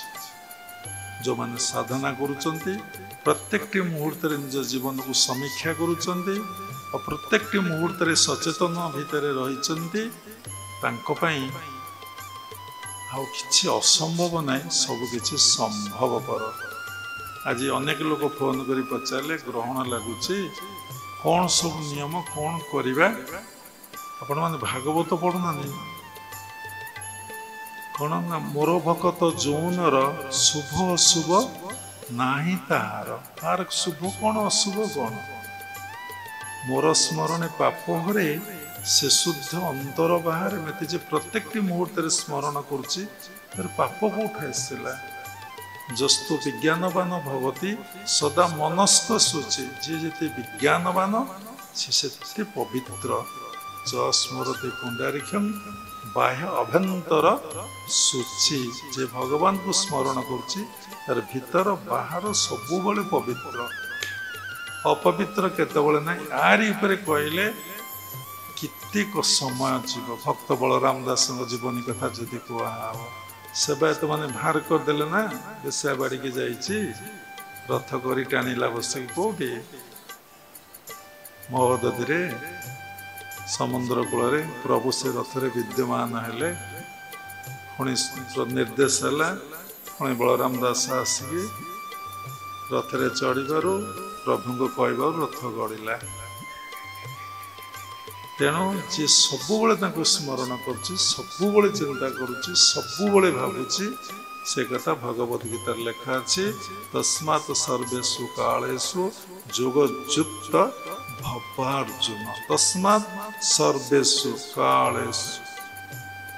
ଯିଏ ସବୁର ଉର୍ଦ୍ଧ୍ୱରେ, ଯିଏ ସବୁକୁ ନିୟନ୍ତ୍ରଣ କରୁଛନ୍ତି, ତାଙ୍କୁ ଯିଏ ପ୍ରତ୍ୟେକଟି ମୁହୂର୍ତ୍ତରେ ଶରଣ ପଶିଛି, ତାର କାଳ କ'ଣ କରିବ? ତାର କିଏ କ'ଣ କରିବ? ମୀରାର ବିଷ କ'ଣ କରିଛି? ପ୍ରହ୍ଲାଦଙ୍କର କିଛି କରିପାରିଛି? କୋଉ ଶକ୍ତି ତାର କିଛି କରିପାରିଛି? ଏ ଦିଟା କଥା। ହଜାର ହଜାର ଭକ୍ତ ଚରିତ୍ରାମୃତ ପଢନ୍ତୁ, ହଜାର ହଜାର ଭକ୍ତକୁ ତୁଳସୀ ଦାସକୁ ମାରିଦେବାକୁ ଆସିଛନ୍ତି। ସକାଳୁ ରାଜା ଲୋକ ବଟେଇଛନ୍ତି, ଯାଅ ତାଙ୍କୁ ମାରିଦିଅ। ସେଦିନ ତୁଳସୀ ଦାସଙ୍କୁ ଟିକେ ବେଶୀ ନିଦ ଲାଗିଯାଇଛି। ଯେଉଁ ମୁହୂର୍ତ୍ତରେ ଉଠେଇ ଗଙ୍ଗାକୁ ସ୍ନାନ କରିବାକୁ ଯାଆନ୍ତି, ସେଦିନ ସେଇ ମୁହୂର୍ତ୍ତରେ ଉଠି ନାହାନ୍ତି, ଶୋଇ ପଡ଼ିଛନ୍ତି। ଦେଖୁଛନ୍ତି ରାଜା ମୋ ଦେହ ରଖି ଯାଇଥିଲେ, ମାଇଲେ କି ନ ମାଇଲେ। ରାଜା ଖୋଜି ଖୋଜି କୋଡ଼ିଆ ପାଖକୁ ଆସି ଭାବିଲେ ପ୍ରାୟ ତୁଳସୀ ଦାସ ଉଠିକି ଯାଉଛନ୍ତି, ମାରିଦେଲେ। ତୁଳସୀ ଦାସ ଶୋଇଛନ୍ତି। ଭାଗବତର ଗୋଟିଏ ପଦ ମନେ ପଡ଼େ, ଯେ ପାଞ୍ଚେ ପରର ମନ୍ଦ ତା ମନ୍ଦ ପାଞ୍ଚନ୍ତି ଗୋବିନ୍ଦ। ଏଠୁ କ'ଣ ଶିଖିଲେ? ଖାଲି ବୋଲନ୍ତୁ ନାହିଁ, କୁହନ୍ତୁ ନାହିଁ, ଶିଖିଲେ କାହାରି ଅମଙ୍ଗଳ ଚିନ୍ତା କରିବେନି, କାରଣ ସବୁରି ଭିତରେ ଜଣେ ଭଗବାନ। ଏମିତି କହିଲେ ରାତି ରାତି ଦିନ ଦିନ ଅତିବାହିତ ହେଇଯିବ, ପ୍ରଭୁଙ୍କ କଥା ସରିବ ନାହିଁ। ତଥାପି ଏ ମନ ଏତେ ମାନିଆ, ଏତେ ଜିଦି, ଏତେ କଠୋର, ସେ ବୁଝିପାରୁନାହିଁ। କି ନିଶାସକ୍ତ, କି ଗଞ୍ଜେଇ ନିଶା, ଅଫିମ ନିଶା, ହିରୋଇନ ଚରସ ନିଶା, ମଦ ନିଶା ଠାରୁ ଆଉ ମଣିଷ ମନରେ ଯୋଉ ନିଶା ଏବେ ମଣିଷ ଖାଉଛି, କି ନିଶା ନା କାମିନୀ କାଞ୍ଚନ ଯଶ ସମ୍ମାନ ପ୍ରତିଷ୍ଠା ନିଶା ତାକୁ ଧଳେଇ ସାତ କରିଦଉଛି। ତେଣୁ କଥାର ସାର କଥା, ସାଧନା ପାଇଁ ପ୍ରତ୍ୟେକଟି ମୁହୂର୍ତ୍ତ କର୍ମ ସବୁକିଛି। ସେଇ ପ୍ରତ୍ୟେକଟି ମୁହୂର୍ତ୍ତ କର୍ମରୁ ସୃଷ୍ଟି ହୁଏ ସଞ୍ଚିତ, ସୃଷ୍ଟି ହୁଏ ପ୍ରାରବ୍ଧ। ଯାହା ଭୋଗ କରୁଛନ୍ତି ପ୍ରାରବ୍ଧ, ଯାହା ଭୋଗ ନ ରହିପାରିଲା ତାହା ସଞ୍ଚିତ, ଯାହା ବି କରାଯାଉଛି ତାହା ହେଉଛି କ୍ରିୟମାଣ। ତେଣୁ ଆମର ଯେପର୍ଯ୍ୟନ୍ତ କର୍ତ୍ତା ଭାବ ନ ଯାଇଛି, ଯେତେ ଆମେ ସାଧନ ଭଜନରେ ନିମଗ୍ନ ରହିବା, ଆମର ସଂସ୍କାର କ୍ଷୟ ହେବ ନାହିଁ। ଆଗତ୍ୟାଗ, ସମର୍ପଣ, ପ୍ରାରବ୍ଧକୁ ଭଲ ଭାବରେ ଜାଣିବା ଏବଂ ସବୁବେଳେ ଆମେ ସାଧନାରେ ବୁଡ଼ିବା। ତାଙ୍କରି ଉପରେ ବିଶ୍ୱାସ ରଖିକି, ତାଙ୍କୁ ନିର୍ଭର କରିକି ସବୁ ଦାୟିତ୍ୱ ସେ ନିଶ୍ଚିନ୍ତ ନେବେ। ନବମ ଅଧ୍ୟାୟର ଭାଗବତ ଗୀତାର 22-16କୁ ଭଲ କି ପଢ଼ିକି ବୁଝନ୍ତୁ। ଭାଗବତକୁ ଭଲ କି ପଢ଼ି ବୁଝନ୍ତୁ। ସାମାନ୍ୟ ଟିକେ ଖୁଦ ଭଜା, ସାମାନ୍ୟ ଟିକେ ଶାଢ଼ୀ କାଟି ଦେଇଥିବା, କ'ଣ ସେ ନ କରନ୍ତି? ତେଣୁ ପ୍ରାରବ୍ଧ ଆଉ ପରିବେଶ ଆଉ ଗୁରୁ ସବୁକିଛି ନିଜର କର୍ମର ଫଳରୁ ପ୍ରାପ୍ତି ହେଇଥାଏ। ଯେତେବେଳେ ପ୍ରାରବ୍ଧ ଯଦି ବଳବାନ ନାହିଁ ପୁଣି ପ୍ରାରବ୍ଧକୁ ତୁମେ ସୃଷ୍ଟି କର। ମାନବ ଜୀବଶ୍ରେଷ୍ଠ, ତମର ବିଚାର ଅଛି, ତୁମେ ହିଁ କରିପାରିବ। ଯାହା ଗୁରୁଙ୍କୁ ମନୁଷ୍ୟ ରୂପରେ ଭାବ, କିଛି ଯାଏ ଆସେ ନାହିଁ, କିନ୍ତୁ ଜଣକୁ ତ ନାରାୟଣ ରୂପରେ ଭାବିଛ, ଶରଣ ପଶିଛ, ସେ ତମକୁ ସବୁ ଶିଖାଇ ଦେବେ, କହିଦେବେ, ଦେବେ ନା। ଆମର ଆଲୋଚନାରେ ଆମେ ଏଇ କଥା ଠିକ ଅଛି, ଆଜି ଯାହା କହୁଛ କାଲି ତା ଭୁଲ ବୋଲି କହିବ ନାହିଁ ତ? ଆଜି ଯାହା କହୁଛ କାଲି ତା ଭୁଲ ବୋଲି କହିବ ନାହିଁ ତ? ଆଜି ଯୋଉ ଚିନ୍ତାଧାରାରେ ଅଛ କାଲି ସେ ଚିନ୍ତାଧାରାକୁ ତ ପରିବର୍ତ୍ତନ କରିବ ନାହିଁ ତ? ଯଦି କରିବ, କରୁଥିବ, ତମକୁ ସେଇ ପ୍ରକାର ପନିଶମେଣ୍ଟ ସେ ସ୍ରଷ୍ଟା ଦବ, ଯଦି ତା ପାଖରେ ସମର୍ପଣ ଭାବ ନଥାଏ। ତେଣୁ ଆଜି ଆମକୁ ଯାହା ମିଳିଛି, ଯାହା ମିଳୁଛି, ଯାହା ମିଳିବ ସବୁ ନିଜ କର୍ମର ଫଳ। ସେଇ କର୍ମଫଳ ତୁମକୁ ବନ୍ଧନରେ ପକାଇବ, ସେଇ କର୍ମଫଳ ତୁମକୁ ମୁକ୍ତି ଏବଂ ମୋକ୍ଷ ଦବ। ଯଦି କର୍ତ୍ତା ଭାବ ନଥାଇ ତୁମେ କର୍ମ କରି ଚାଲିଥିବ, ତମକୁ ସେ ମୋକ୍ଷ ଦବ। ଯଦି କର୍ତ୍ତା ଭାବ ଥାଇ ତୁମେ କାମ କରୁଥିବ, ଯଦି ପାପ କର୍ମ କରୁଥିବ, ଦୁଃଖ ଯନ୍ତ୍ରଣା କଷ୍ଟ, ପୁଣ୍ୟ କର୍ମ କରୁଥିଲେ ଯଶ ସମ୍ମାନ ପ୍ରତିଷ୍ଠାରେ ଦେଇ ତମକୁ ତାରି ମାୟାରେ ପୁଣି ବାନ୍ଧିଦବ। ଯଦି ତୁମେ ଫିଙ୍ଗି ନଥିବ, ସବୁଟା ଫିଙ୍ଗିବ, ଟଙ୍କା ଫିଙ୍ଗିବ, ସୁନା ଫିଙ୍ଗିବ, ଖାଦ୍ୟ ଫିଙ୍ଗିବ, ବସ୍ତ୍ର ଫିଙ୍ଗିବ, ସବୁ ଫିଙ୍ଗିବ, ସବୁ ସେବାରେ, ଫିଙ୍ଗିବା একটা ଭଲ ଶବ୍ଦ ନୁହେଁ, ସବୁ ସେବାରେ ଲଗେଇ ଦେବ। ଏତିକି ଶିଖ, ଏତିକି ଜାଣ, ଆଉ ଦିନ ଦେଖ ନାହିଁ, ରାତି ଦେଖ ନାହିଁ, ଶୁଭ ଦେଖ ନାହିଁ, ଅଶୁଭ ଦେଖ ନାହିଁ, ଗ୍ରହଣ ଦେଖ ନାହିଁ, ପରାଗ ଦେଖ ନାହିଁ, ବିଚାର କର ନାହିଁ, ଆଲୋଚନା କର ନାହିଁ, କ'ଣ ଘଟିଛି ଭୁଲି ଯାଅ, ଆଉ କ'ଣ ଘଟିବ ବି ଭୁଲି ଯାଅ, କ'ଣ ଘଟିଛି ଭୁଲି ଯାଅ, କ'ଣ ଘଟିବ ତାକୁ ବି ଭୁଲି ଯାଅ। To live in present always, ସବୁବେଳେ ସାଧନାରେ ରହିବା, ସବୁବେଳେ ସାଧନାରେ ରହିବା, ସବୁ ସମୟରେ ଆମେ ସାଧନାରେ ରହିବା। କିଏ ଜପ କର, କିଏ ଧ୍ୟାନ କର, କିଏ ଖୋଳ ବଜାଅ, କିଏ କୀର୍ତ୍ତନ କର, କିଏ ସବୁବେଳେ ପ୍ରଭୁ ପିତାର୍ଥେ କର୍ମ କରି ଚାଲ। ଏ ଜୀବନଟା ଭଗବାନଙ୍କ ସେବାରେ ଲଗେଇ ଦିଅ। ଜୀବାତ୍ମା ବୋଧରୁ ଆତ୍ମବୋଧ ଅବସ୍ଥା ଆସୁ, ଆତ୍ମବୋଧରୁ ସାଧନା କରି କରି ପରମାତ୍ମା ବୋଧ ଅବସ୍ଥା ଆସୁ। ଆଉ ବିଶେଷ କିଛି କହିବା ନାହିଁ। ତେଣୁ ଶେଷରେ କ୍ରିୟା ଯୋଗ ପରମ୍ପରାର ସମସ୍ତ ଗୁରୁମାନଙ୍କୁ ମୁଁ ପ୍ରଣାମ କରୁଛି। ବିଶ୍ୱର ପ୍ରତ୍ୟେକ ସମ୍ପ୍ରଦାୟର ଗୁରୁମାନଙ୍କୁ ମୁଁ ପ୍ରଣାମ କରୁଛି। ଉପସ୍ଥିତ ଭଗବତ ସ୍ୱରୂପଗଣ ସବୁରି ଭିତରେ ଜଗନ୍ନାଥ ଉପଲବ୍ଧି କରି ମୁଁ ପ୍ରଣାମ କରୁଛି। ସର୍ବେ ଭବନ୍ତୁ ସୁଖିନ, ସର୍ବେ ସନ୍ତୁ ନିରାମୟା, ସର୍ବେ ଭଦ୍ରାଣୀ ପଶନ୍ତୁ, ମା କଶ୍ଚିତ୍ ଦୁଃଖ ଭାଗ ଭବେତ୍। ଜୟ ଗୁରୁଦେବ, ଜୟ ଜଗନ୍ନାଥ, ହରି ଓମ୍ ତତ୍ସତ୍।